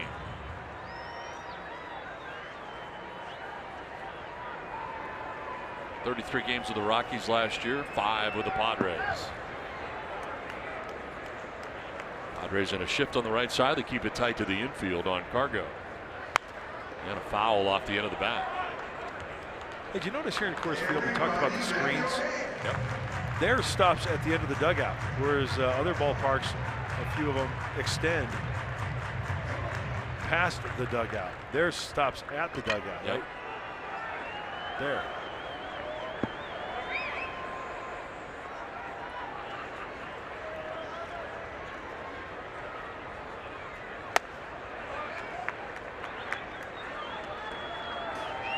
Gonzalez batting 7th is the 38th game in his career that he has batted 7th.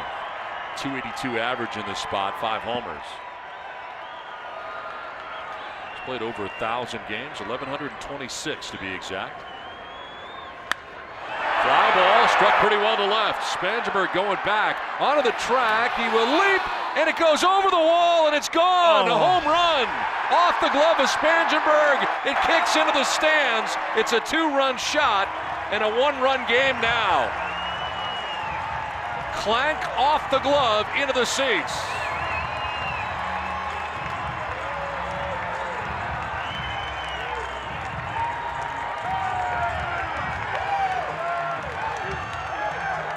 Andy Green wants to challenge this. I'm not sure if he felt the fan interfered out there. We will see. You know, at first look, I thought it was clean all the way around. I thought so too. Off the glove. You know, the fan definitely reached over, made contact. But he had the ball afterwards. Right. Oh, this will be a good look here. Hits the glove first. Fan touches. Ball's in the glove! Come on! And then it comes out. That's a tough break right there. You know, until that one look, I didn't realize it stayed in his glove for as long as it did in the webbing. Wow. What do you think they're going to look at, Don? Initial look at the contact of the ball in the glove and then the fan's hand? I think it's after the fact. I think that's what they're going to see. I think so too. There's no doubt he's battling the fan for the baseball initially, but I think he also has possession after the two make contact. Yeah, so what you're saying is ball contact, glove first, then fan contact. Yes, and then he hits the wall and it comes out of his glove. Correct. After the fact. Correct. So while the fan did play somewhat of a problem here, he's not part of the reason that it goes out of the stadium here. Yes. It's when his glove hits the yellow line on the wall that it comes out of the glove. Good call. I think. But we'll see.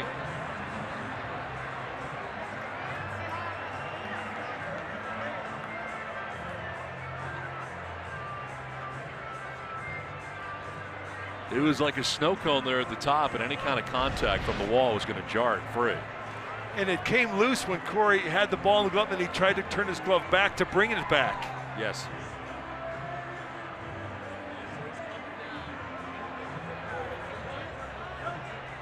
Brian Gorman, the crew chief. Dan Iasanya, third base umpire, made the call both on the headsets here.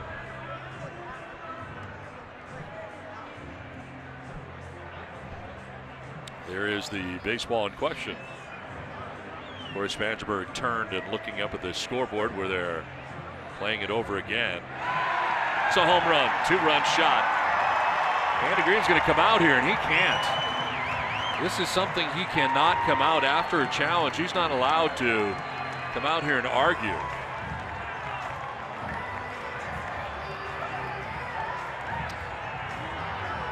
Andy Green's out of the game.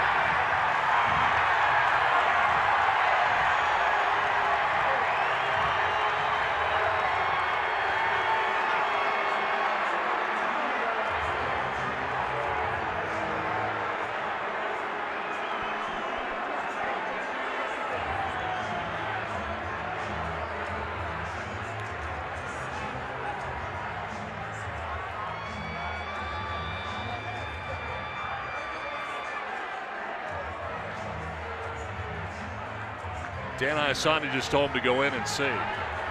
Check out the video, and you go in, you'll see it.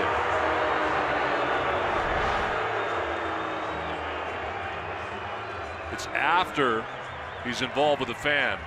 Yeah. It goes off the wall and out of the yard. And I think that one look from center field, it shows you the separation of the fan's hands after the fact. True. And then the ball comes loose. He will see it momentarily. Ball hits glove. Fan's hands are there, right? So even after when the ball separates in the glove from the fan's hands, it's still in the glove. Now Corey's trying to spin back to bring it back, and that's when the ball comes loose out of the webbing.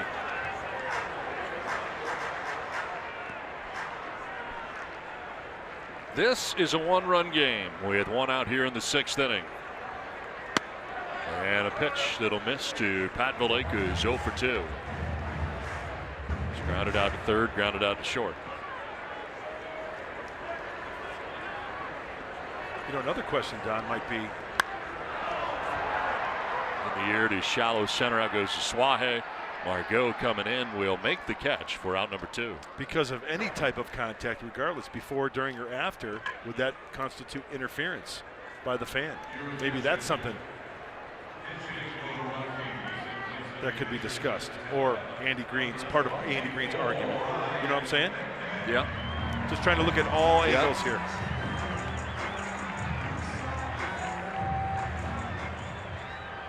Pinch hitter Ryan McMahon coming up. Saw him start a couple of the games of the 4-game series at Petco Park.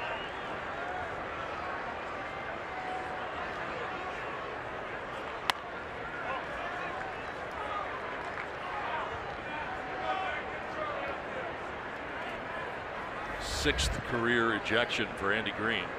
Last was August 6th at Pittsburgh by Gibson, who ejected him. Action in the Rockies' pen. McMahon, the pinch hitter, the swing and a miss, 1-2. Feel frustrated, will take a little stroll out of the box. Padres have action. Buddy Bauman just called up today. Warming in the woods. In the forest.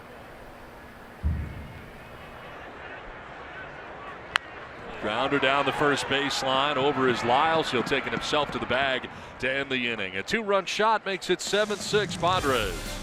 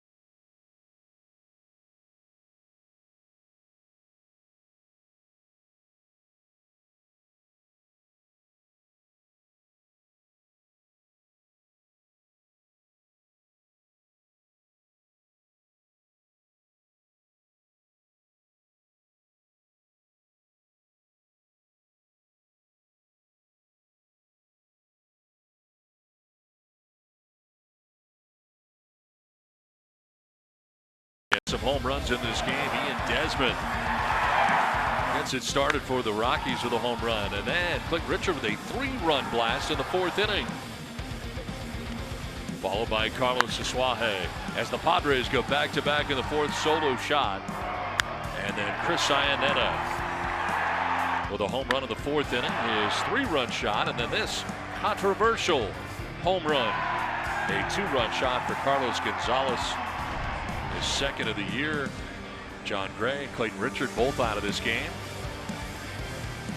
Clayton Richard right now is the pitcher of record, and Gray on the losing side for the moment. Iannetta, 3-run home run, and Carlos Suaje with a solo home run, both of which you saw as we play along here to the 7th inning.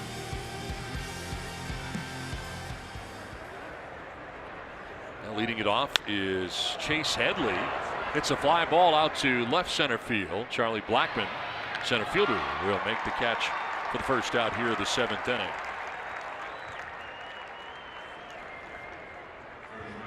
Well, Mike Dunn, the new pitcher now for the Rockies. He's been a workhorse over the last 7 seasons on the mound. At least 50 relief appearances in those 7 consecutive seasons. 505, now 506. And this season, his 5th game, a high ERA. Relievers, you give up 1 big inning early on, it's going to really affect your ERA. But he's an effective left-hander for Buddy Black out of that Rocky bullpen.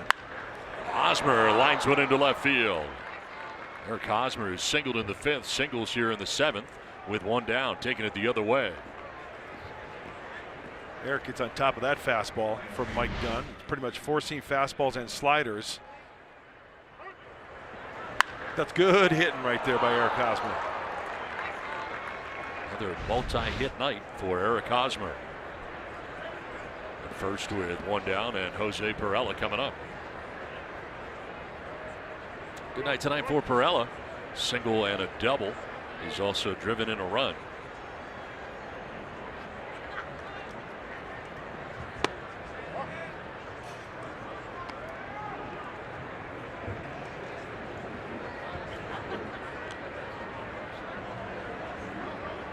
John Gray went 5 innings, giving up the 7 runs the Padres have.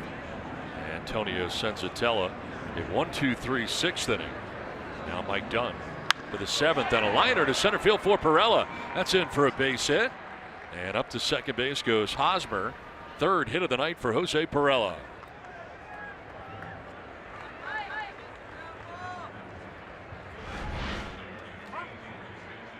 Well, he goes down and gets that one. I mean, he's been using the whole field. Hitting pitches away, in, inside out. This one, somewhere back at San Diego, Mark Sweeney is smiling ear to ear. He's got him tonight and pick the stick.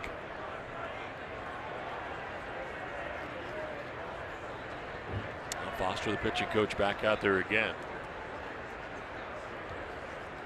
Padres pen is busy. It's now Stammen up. Buddy Bauman had been up.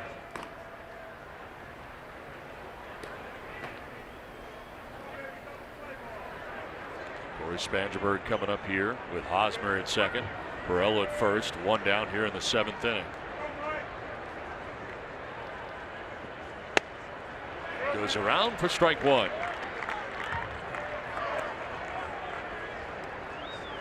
Dunn making at least 50 relief appearances in 7 consecutive seasons. 2nd season with the Rockies after signing a 3-year deal. Picks up that outside corner and jumps ahead 0-2.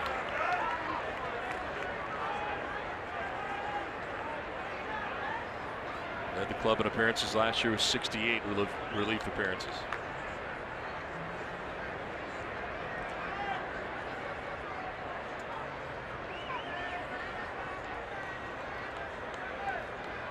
Oh, 2 pitch. Spangenberg hits one in the air to left field, but right at Ian Desmond out there for the 2nd out of the 7th inning.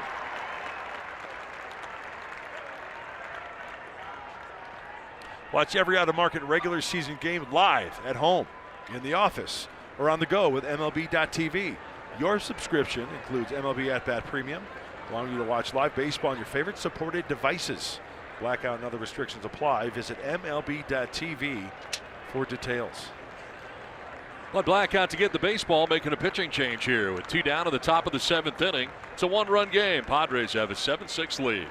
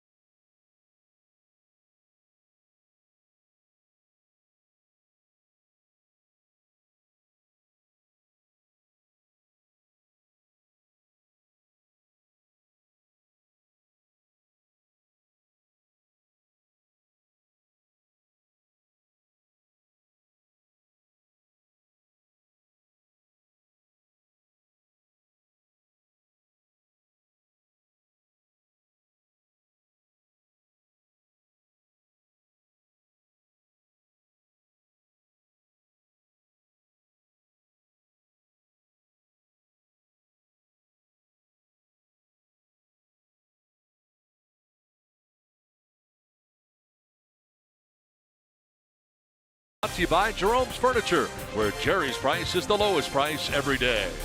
And by Petco, where the pets go.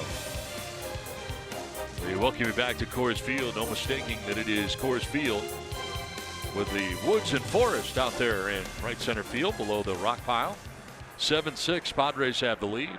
2 outs here in the 7th inning, and Brian Shaw, former Cleveland Indian, coming into the game here for the Rockies. We talked about the addition of the arms for the Rockies, Shaw being one of them. Now his 6th game. Only 4 1/3 innings of work.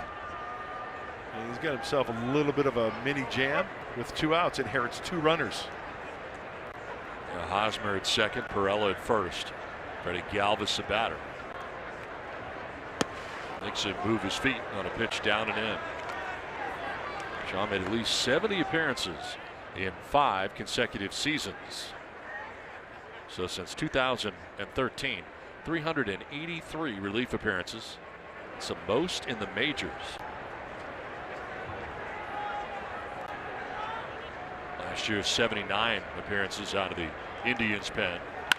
Grounder by the mound up the middle, but ranging the shortstop Story with the off-balance throw that's in time to retire Freddie Galvis. Padres strand a pair, 7-6 San Diego.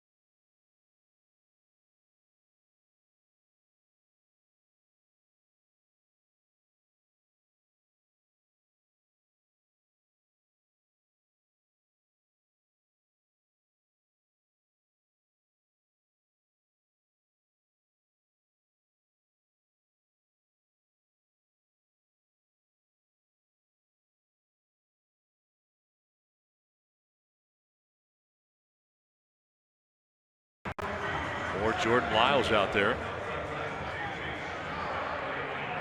Lyles came in the 6th inning. Gave up the controversial 2-run home run after a walk of Chris Iannetta. And now deals with the top of the order in Charlie Blackmon. Blackmon flied out to left in the 1st. Walked in the 3rd, singled in the 5th.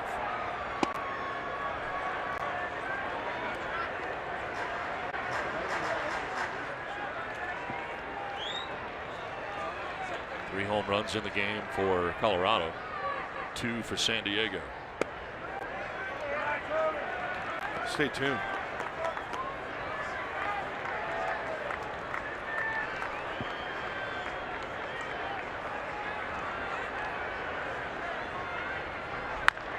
On the ground down the first baseline, foul. Oh, looks like a nice changeup out of the hands of Jordan Lyles there. We know about the firm fastball, the breaking ball. I think that's one of the more effective pitches here in Colorado is the good changeup.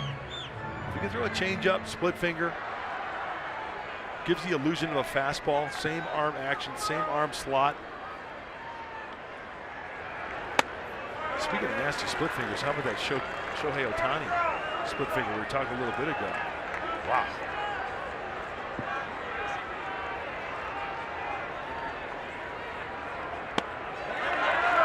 Ball 4, leadoff walk here for Charlie Blackmon. Second walk allowed by Lyles, the 5th by Padres pitching on the night. So lead runner on, and DJ LeMahieu coming up here. Long look down to the third base coach's box. See if they get anything on here.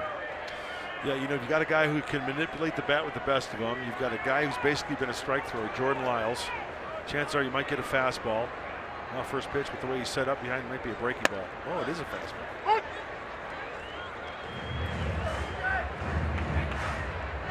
Something to shoot through that right side. And once again, the DJ LeMahieu shift. 2 outfielders for the Padres in the gaps.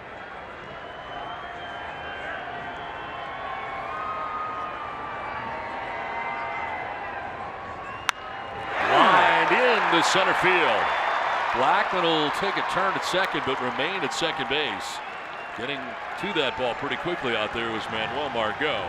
A walk and a single, and the first 2 have reached here for the Rockies in the bottom of the 7th inning. That was straight to the noggin of Jordan Lyles. Talk about hockey suit, almost spinning that hat off his head. Watch this one coming right back at you. Wow.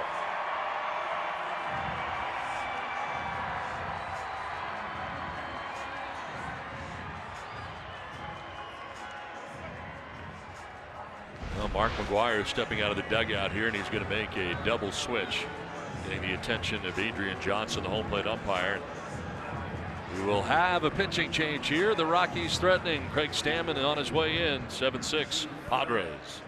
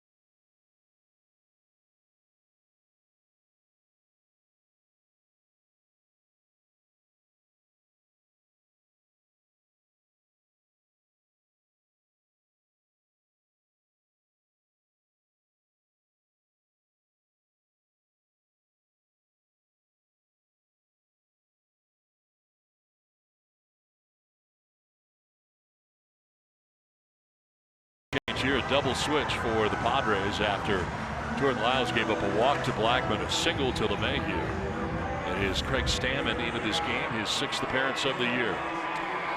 It's crunch time here in the 7th inning. And Craig Stammen has shown that he can perform in high leverage situations. Now his 6th game.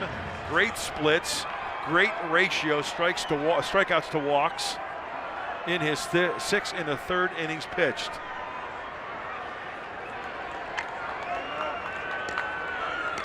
This is some big time duty right here because inherits 2 runners and nobody out. Nolan Arenado, the batter, too.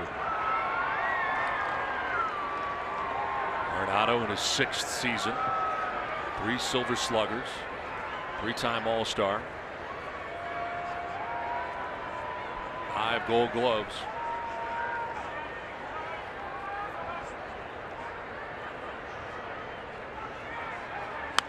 Check swing foul off to the right out of play. 4th last year in the 2017 NL MVP vote. Other changes, Perella moving from right field to left field. Spangenberg coming out of the game and Hunter Renfroe coming into the game and taking over defensively in right field. As part of the double switch, it has Craig Stammen on the hill.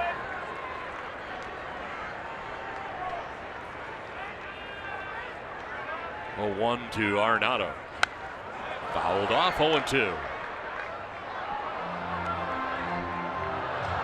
Pretty aggressive here in Stammen. Yes, he is. And he's got him shaking his head after that first pitch. Kind of wandering out of the box, shaking his head. That pitch there was right down the middle. Couldn't catch up to it. And once again, we mentioned it quite a bit. Nolan Arenado he's a free swinger. He'll swing at balls out of the strike zone. That slider down and away. So be ready, Austin Hedges.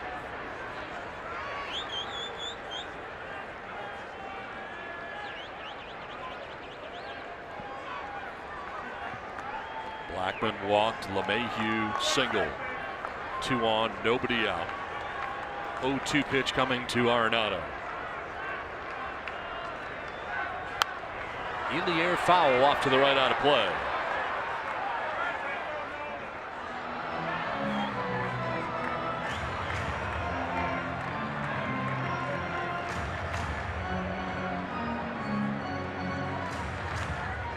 And the center fielder, Manuel Margot, over into right center.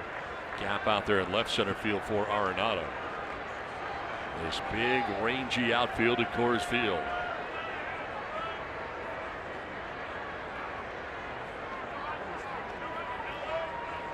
Arenado strikes out. It's a big K for Stammen.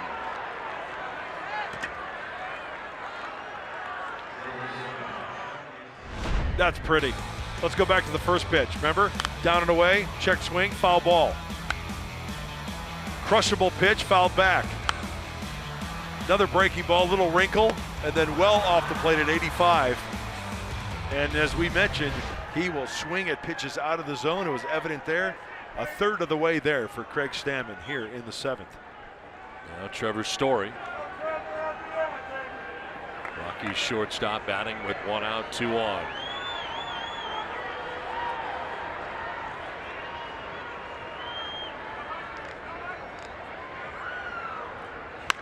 On the ground towards third base. Headley will go to second for 1. On to first. It is not in time. They do get the middleman in LeMahieu at second base. But Story will reach at first. 5-4 on the force out at second. Carlos Asuaje did everything he could to get rid of that ball as quickly as he could. We've seen it before. He's very quick. Trevor Story just getting down the line. Nice.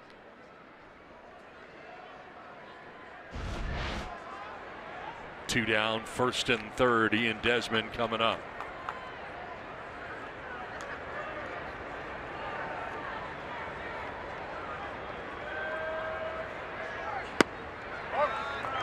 Ball 1.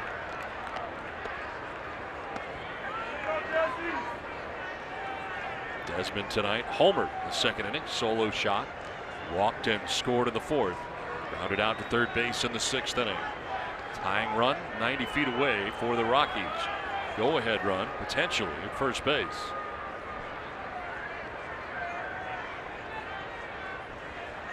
Stammen bluffs, stepping off.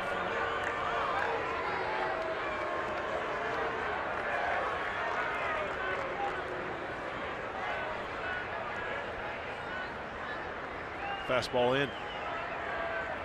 Tie him up.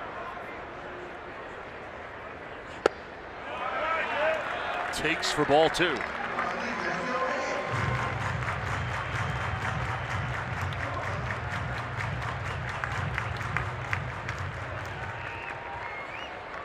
Blackman started the inning with a walk. LeMahieu a single to center. Exit Lyles, enters Stammen. Strikes out Arenado, gets Story to ground into a fielder's choice. First and third, 2 down. And a 2-0 pitch to Desmond. Time call.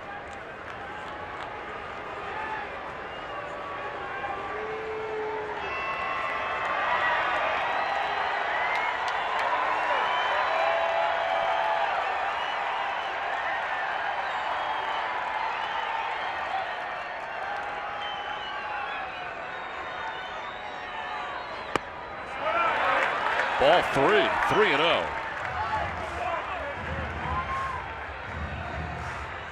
Desmond batting now. The inning continues. Chris Iannetta waits on deck.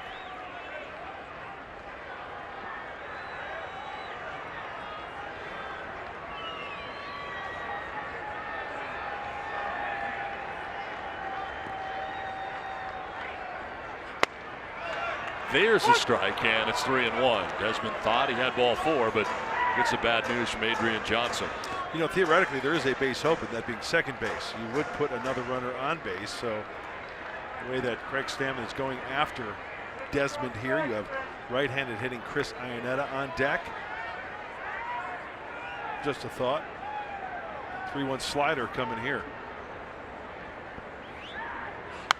And it's fouled off to the right, out of play. I stand corrected. That looked like a straight one. That looked like a fastball.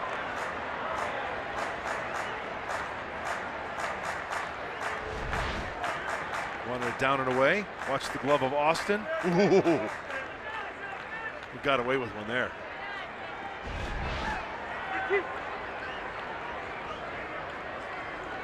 First and third, 2 down. Full count to Ian Desmond.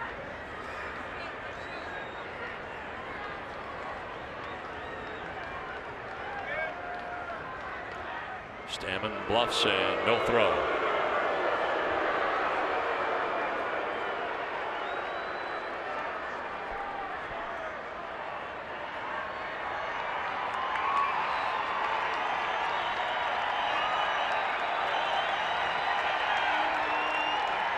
Payoff pitch from Stammen. Swung on, grounded towards short. Galvis racing in. His throw will be in time, and out of the jam is Craig Stammen. Nicely done, and a nice, good running play by Galvis again. Coming in from shortstop, charging in, and keeping this a 7-6 Padres lead.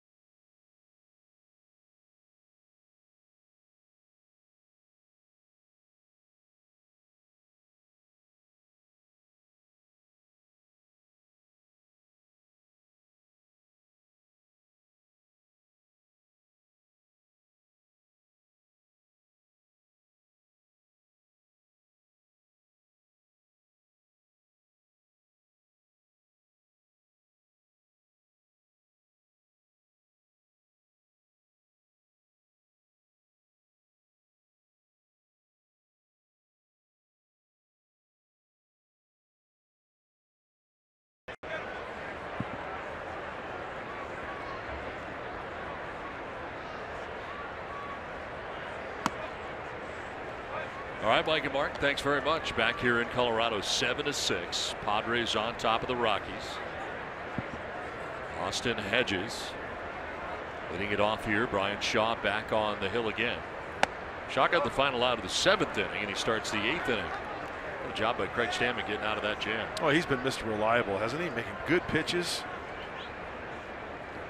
Attacking the zone with not just strikes, quality strikes, good quality strikes. Pretty good defense behind him, too. Yeah. Freddie Galvis racing in to make that play. Once again, Freddie Galvis, you're absolutely right.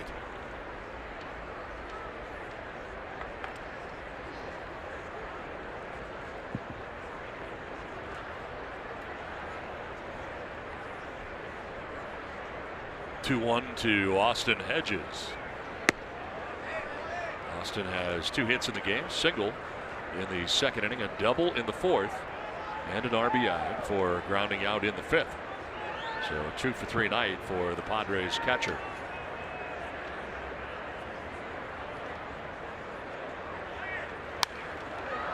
Hold off to the right, out of play, full count. 95 from Shaw. All those appearances over the years, all that work he's gotten. Still throwing hard. Some guys are just put together the right way, just geared, wired, however you want to mention it, that they're very durable.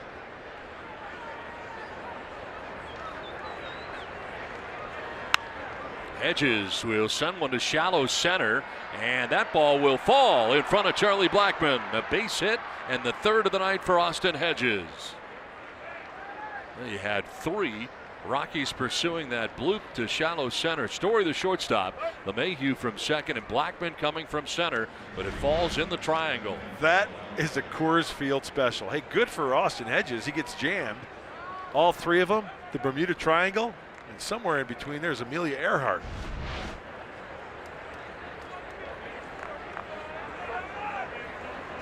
Lead runner on, and Manuel Margot coming up.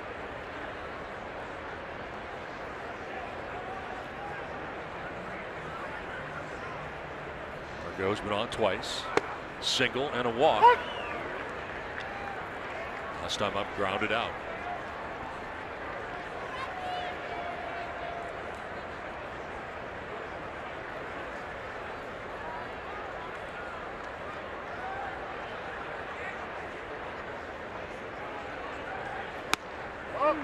Outside, ball and a strike.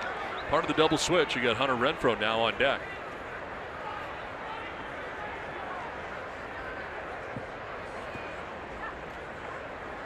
Took over in right field defensively.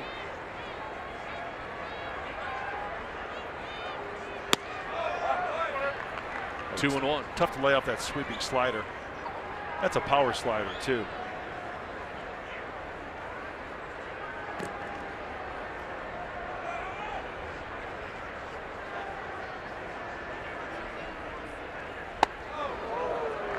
Almost diving into that pitch.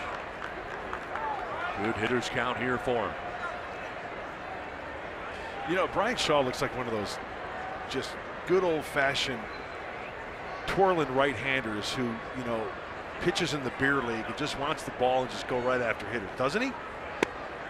Going right after Margot here for the strike. He's that kind of guy you want out of the bullpen. He's aggressive in the zone, he goes right after hitters. And that's what Buddy Black likes.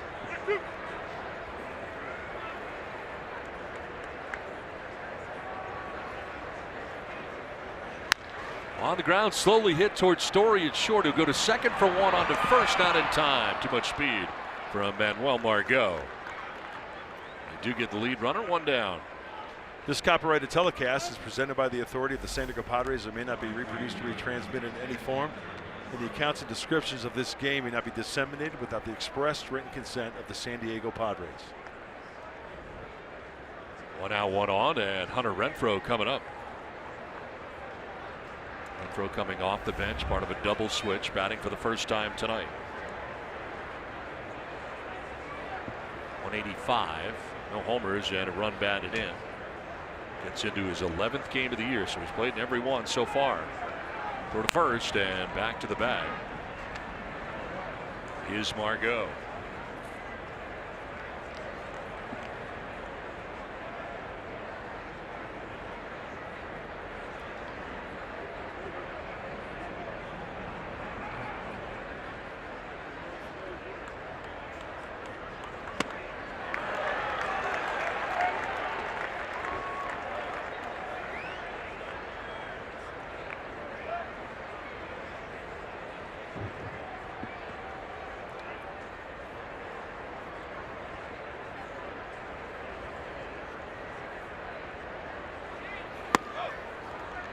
Ball to strike now to Renfroe. 6 home runs during the spring. Led the Padres during the spring. Don, he's got to think opposite field here. He has seen hitters before him facing Shaw, sweeping sliders away. Some fastballs away. And he knows as well as anybody to wear out right center field.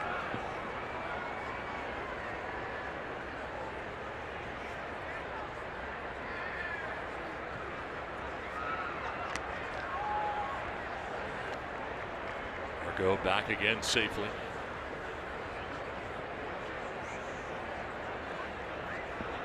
Austin Hedges started this inning with a hit. Career tying 3 hits for Hedges. Twice before he's done it. Runner goes, pitch inside, throw. Not a good one, and it hits the runner in Margot, who steals second base. And that is throw eluding Story coming in from shortstop, or actually LeMahieu coming in from second base to cover, gets by him and hits Margot. Good jump, fastball in. Iannetta lets this one go on the second base side of the bag. Where does it get Manuel? Right, the right ankle, inside right ankle. Second stolen base of the year for Margot. Padres trying to obtain some insurance here in the top of the 8th inning. On top by a run.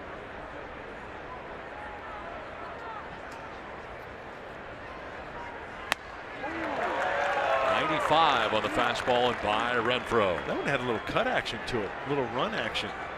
After the fastball in, stolen base, now he goes with that little cut fastball at 95.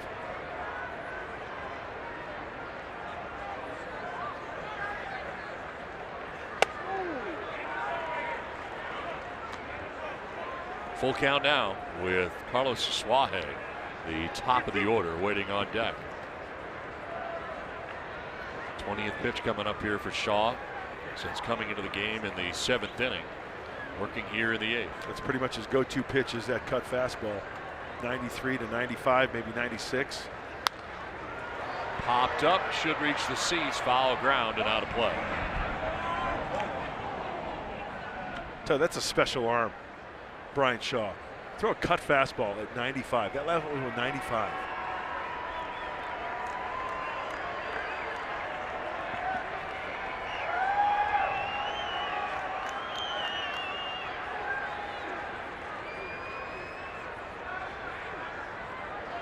Well, Margot at second base, one down here in the 8th. Full count coming here to Renfroe. Swing and a miss. There it was at 95. Struck him out with it. 2 down. Time now for the Bill Howe plays of the game. Clayton Richard with a 3-run home run to help out his own cause at the time, put the Padres on top 5-1. And some very good defense in some key spots for Freddie Galvis, ending innings on these type plays and getting Craig Stammen out of a major jam with a tying run at third base last inning. Blackman would not score as Galvis gets the Padres out of the inning and preserves the 1-run advantage. Now they're trying to add on. They're in the top of the 8th inning with 2 outs. Manuel Margot at second base and Carlos Suaje, who homered in the 4th inning, a solo shot. Sending a line drive to short that's caught by Trevor Story. That'll end the top of the 8th. Padres leave a runner at second but lead 7-6.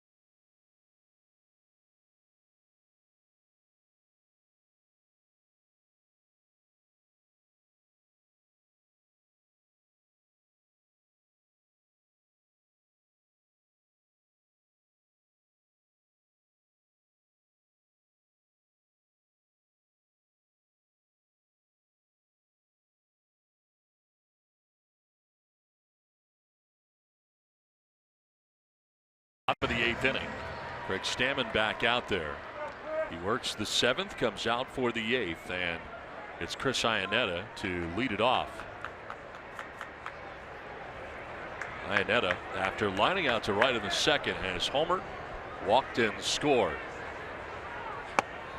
His home run, his first of the year, a 3-run shot back in the 4th inning. And that got the Rockies right back into the ballgame again. Well, they trail by a run. Cranks it foul, 1-1. With the way runs can be scored here in Colorado quickly, we might be seeing the say. It's cold here, folks. Please excuse me. The lips are kind of not, flowing the way they should be. We may have seen the save come from Craig Stammen in the 7th and here in the 8th, possibly, right? It's very true. Let's say he shuts him down here, hypothetically. Padres go on to score 5 in the next half inning. Well, when it was 7-6, this guy here is the guy who shut it down. My point is, sometimes that save does come in the 6th, 7th, or 8th.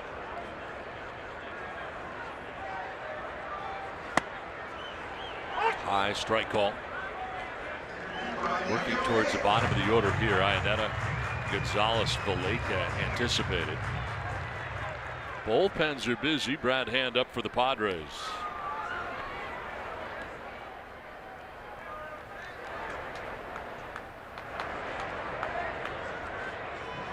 Two. Iannetta strikes out. Stammen gets him. Second K for Stammen since coming in. One down here in the last of the 8th. Well, Carlos Gonzalez coming up and his controversial home run. It's the Rockies back within a run. Spangenberg off his glove and out of the yard. Rich Marazzi will break it down for us in the postgame show. Rules expert, and after it was reviewed, the home run was confirmed, as was the call on the field. Gonzalez skies one to shallow right center, where Margot will now head back to make the catch. 2 down.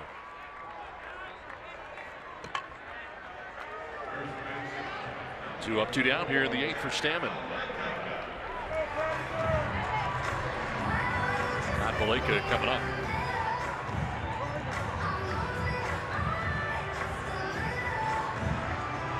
0 for 3 from his number 8 spot in the order. You know what? I think fans are in for a treat because I love the rules. I love the rule book. And in the postgame show with Mike Pomeranz and Mark Sweeney, they're going to dive into that and dissect that and talk about it with a rules expert. Rich Marazzi knows the rule book cover to cover.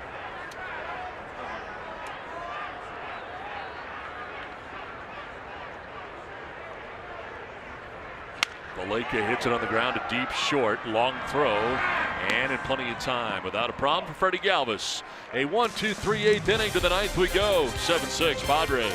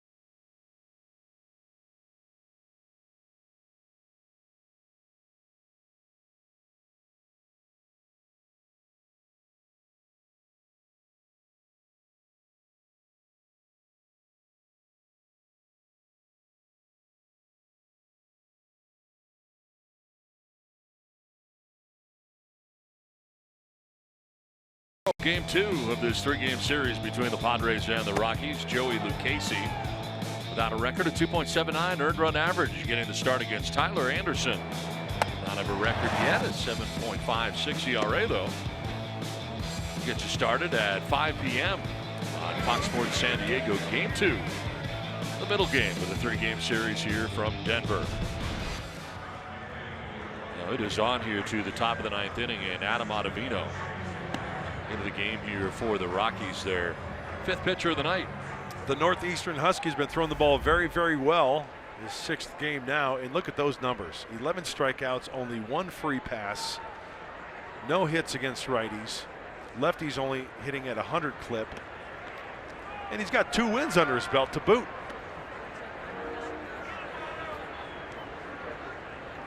Dealing with Chase Headley to begin things here in the 9th inning. Headley, Hosmer, and Perella, the expected trio. There is strike 1 to Headley. 0 for 4 night tonight for Chase. He struck out, grounded out twice, and last time up, flied out to center field.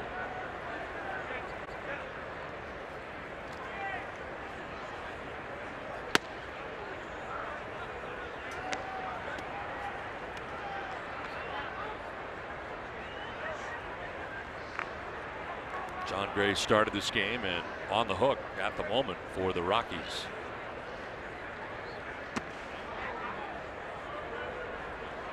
Bullpen's been very good. Haven't allowed any runs and only 3 hits. Combination of Senzatella, Dunn, Shaw, now Ottavino. Shaw ends up going an inning into 3rd.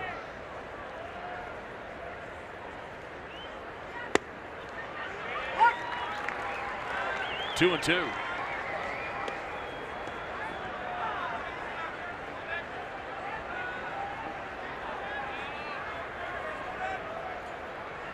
Fastball in.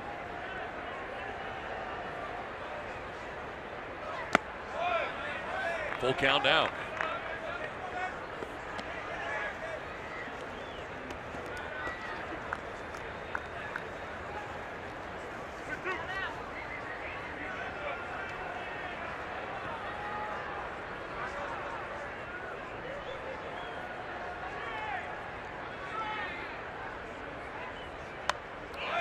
Fouls it off. They'll do it again. 3 and 2.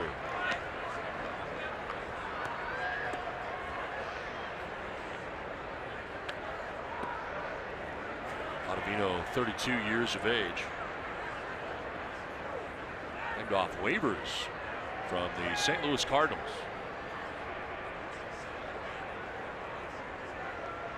Swing and a miss. Strikes out Headley to open up the 9th inning. Let's revisit our keys to the game, brought to you by your San Diego Honda dealers.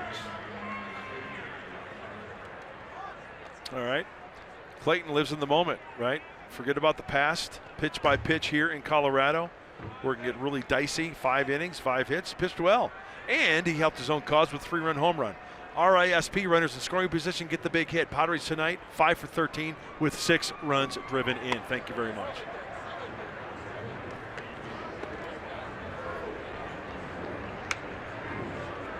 Eric Hosmer with 2 hits tonight, 2 for 4 in the game. Single to center, single to left. Hey, another big key. Donatangelo. What's that? Leadoff hitters tonight, 4 for 9 for the Padres. It's an area they've struggled in lately. For this, before this game, they were hitting a 202 clip, 17 for 84.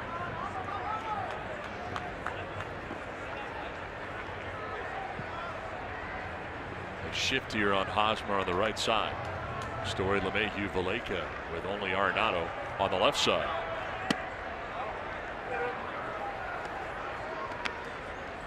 Two and 1 to Hosmer with Jose Perella waiting on deck.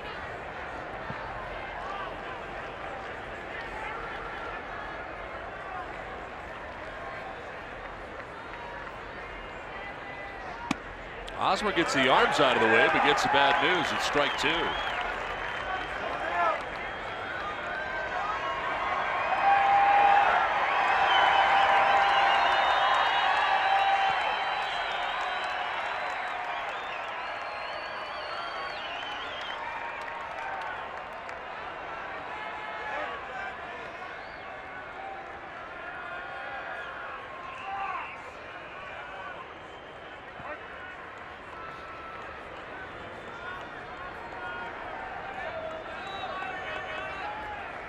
2-2 to Hosmer.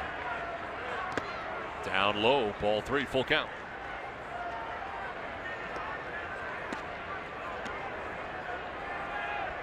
Adam Ottavino entering the season.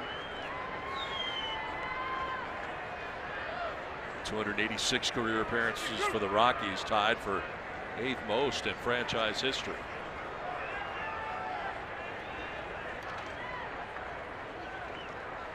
Payoff pitch to Hosmer. Swing and a miss. Back-to-back Ks for Ottavino. Got Headley, now he gets Hosmer. 2 down in the 9th. Got Headley with the breaking ball. Let's watch it out of the hand of Ottavino. A breaking ball as well. Outer half, good tilt.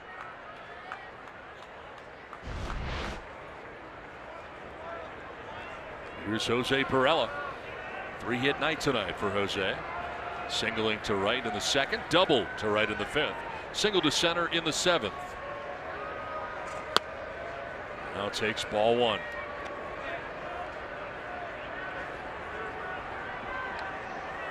Now hit safely in 4 of the 5 career games he's played here at Coors Field.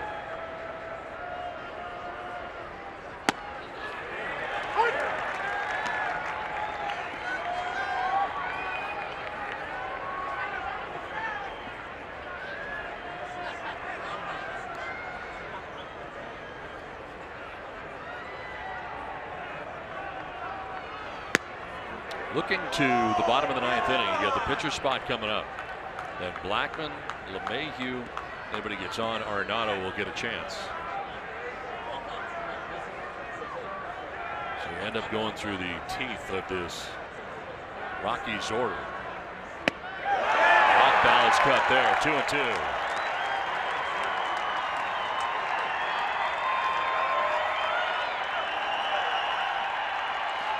Adam Ottavino has struck out Headley, struck out Hosmer. Now even at 2-2 to Perella. He's got to be seeing a breaking ball here, don't you think? Fastball misses. Yep. And he wanted to go up and away, it looked like, with the way that Iannetta gave the target.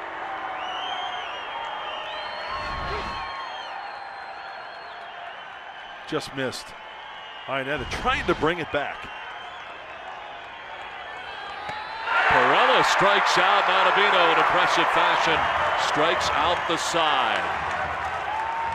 Brad Hand will be coming in here for the bottom of the 9th inning with the Padres on top by a run. Can the Padres closer shut the door? We'll find out next.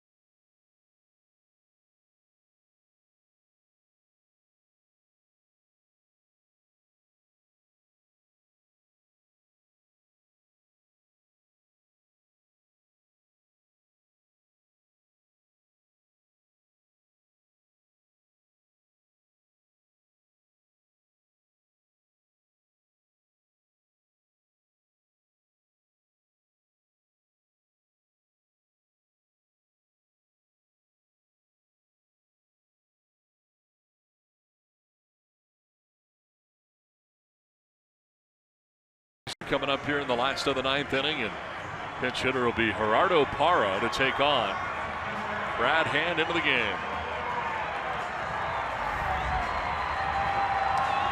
2 for 3 in save opportunities for Brad Hand, and one of the luxuries for Bud Black not starting this guy coming to the plate, Para. He's a tough out. It'll be lefty on lefty. Hitless against lefties against Brad Hand. Righties, though, hitting .385. 7 strikeouts for the all-star left-hander, Brad Hand. We're at the corners here on Para. Takes strike one. Ardo Para coming off the bench to pinch hit here in the ninth. 188 average so far in 9 games. Home run, 2 RBIs.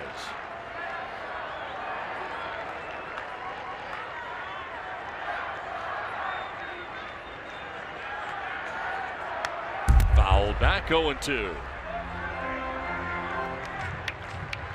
What a job by Craig Stammen tonight. Outstanding. Once again, 2 solid innings coming in for Lyles, inning plus. Zeros all the way across except for in the K column, 2 strikeouts for Craig Stammen.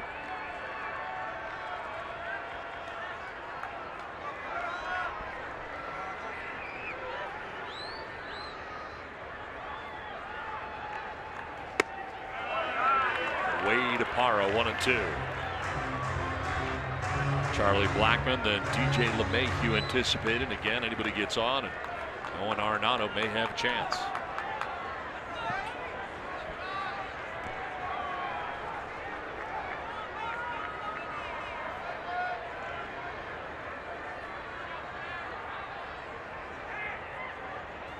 Away again, 2-2.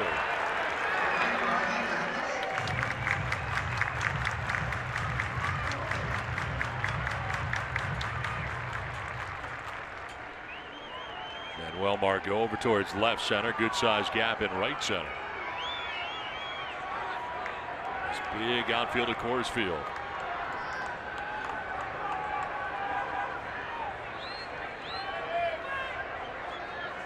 Para takes ball 3. So patient at bat here. Got down 0-2. That is some serious plate discipline. Laying off that Brad Hand slider.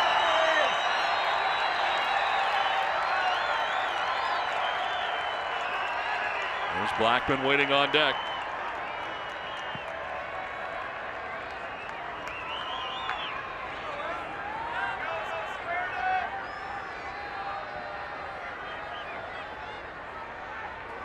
Para went around for strike 3. Pitch was away, but he offers one down in the 9th inning. And Brad Hand, cool as ever, tosses up the frisbee. And immediately, home plate umpire, you bet. Adrian Johnson points, indicating yes, he went.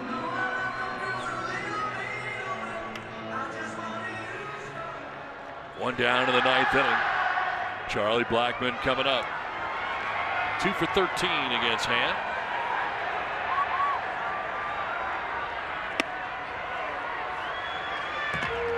Blackmon tonight, after flying out to left, has walked, singled, walked again. He's been left on 3 times in this game. Once at third, once at second, once at third.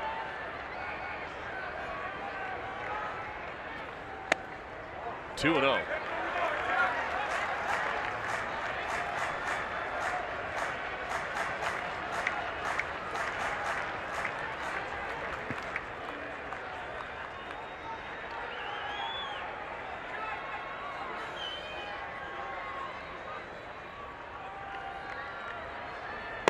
There's a strike, 2-1. That's a beautiful 2-0 pitch for a strike. Right at the bottom of the zone. And a nice job by Austin Hedges framing it.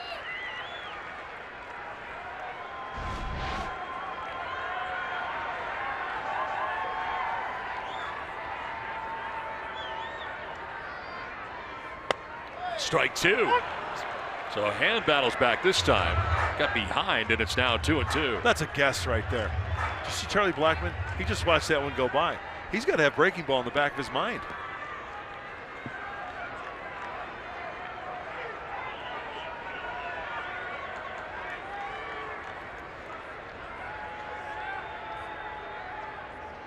Blackman strikes out, 2 down in the 9th inning. Back-to-back Ks for Brad Hand. When you throw a hitter heavy doses of breaking balls, it could be the hitter before, maybe 2 hitters. But I think hitters, when they're in the hole, when they're on deck, they look at those pitches and they think, okay, I've got it in the back of my mind. He let 2 fastballs go by. He could do some damage. The first one he looked at, that one was also very, very hittable, very late. Very late on the Brad Hand heater. 9 in a row retired by Padres pitching right now.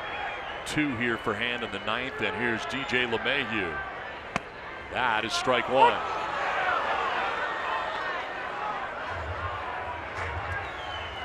One for 7 in his career against Hand.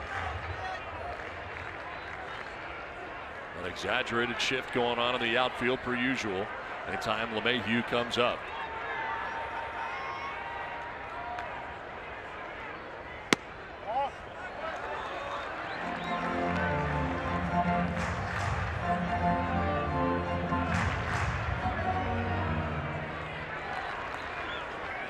Two outs here in the 9th inning.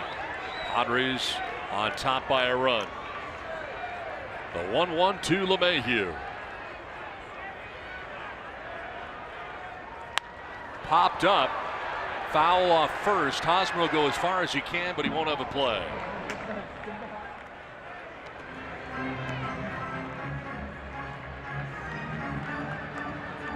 Strike 2, and it's 1-2.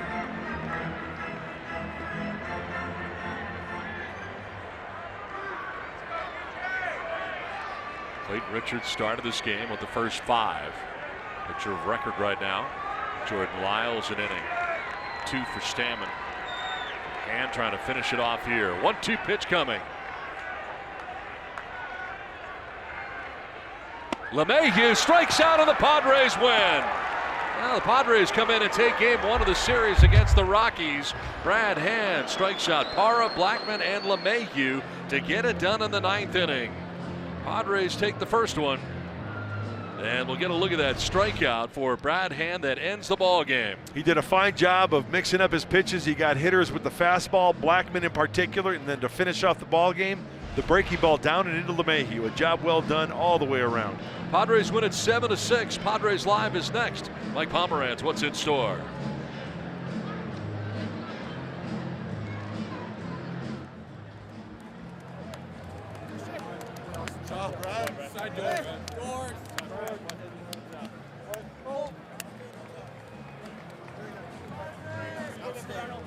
Outstanding job.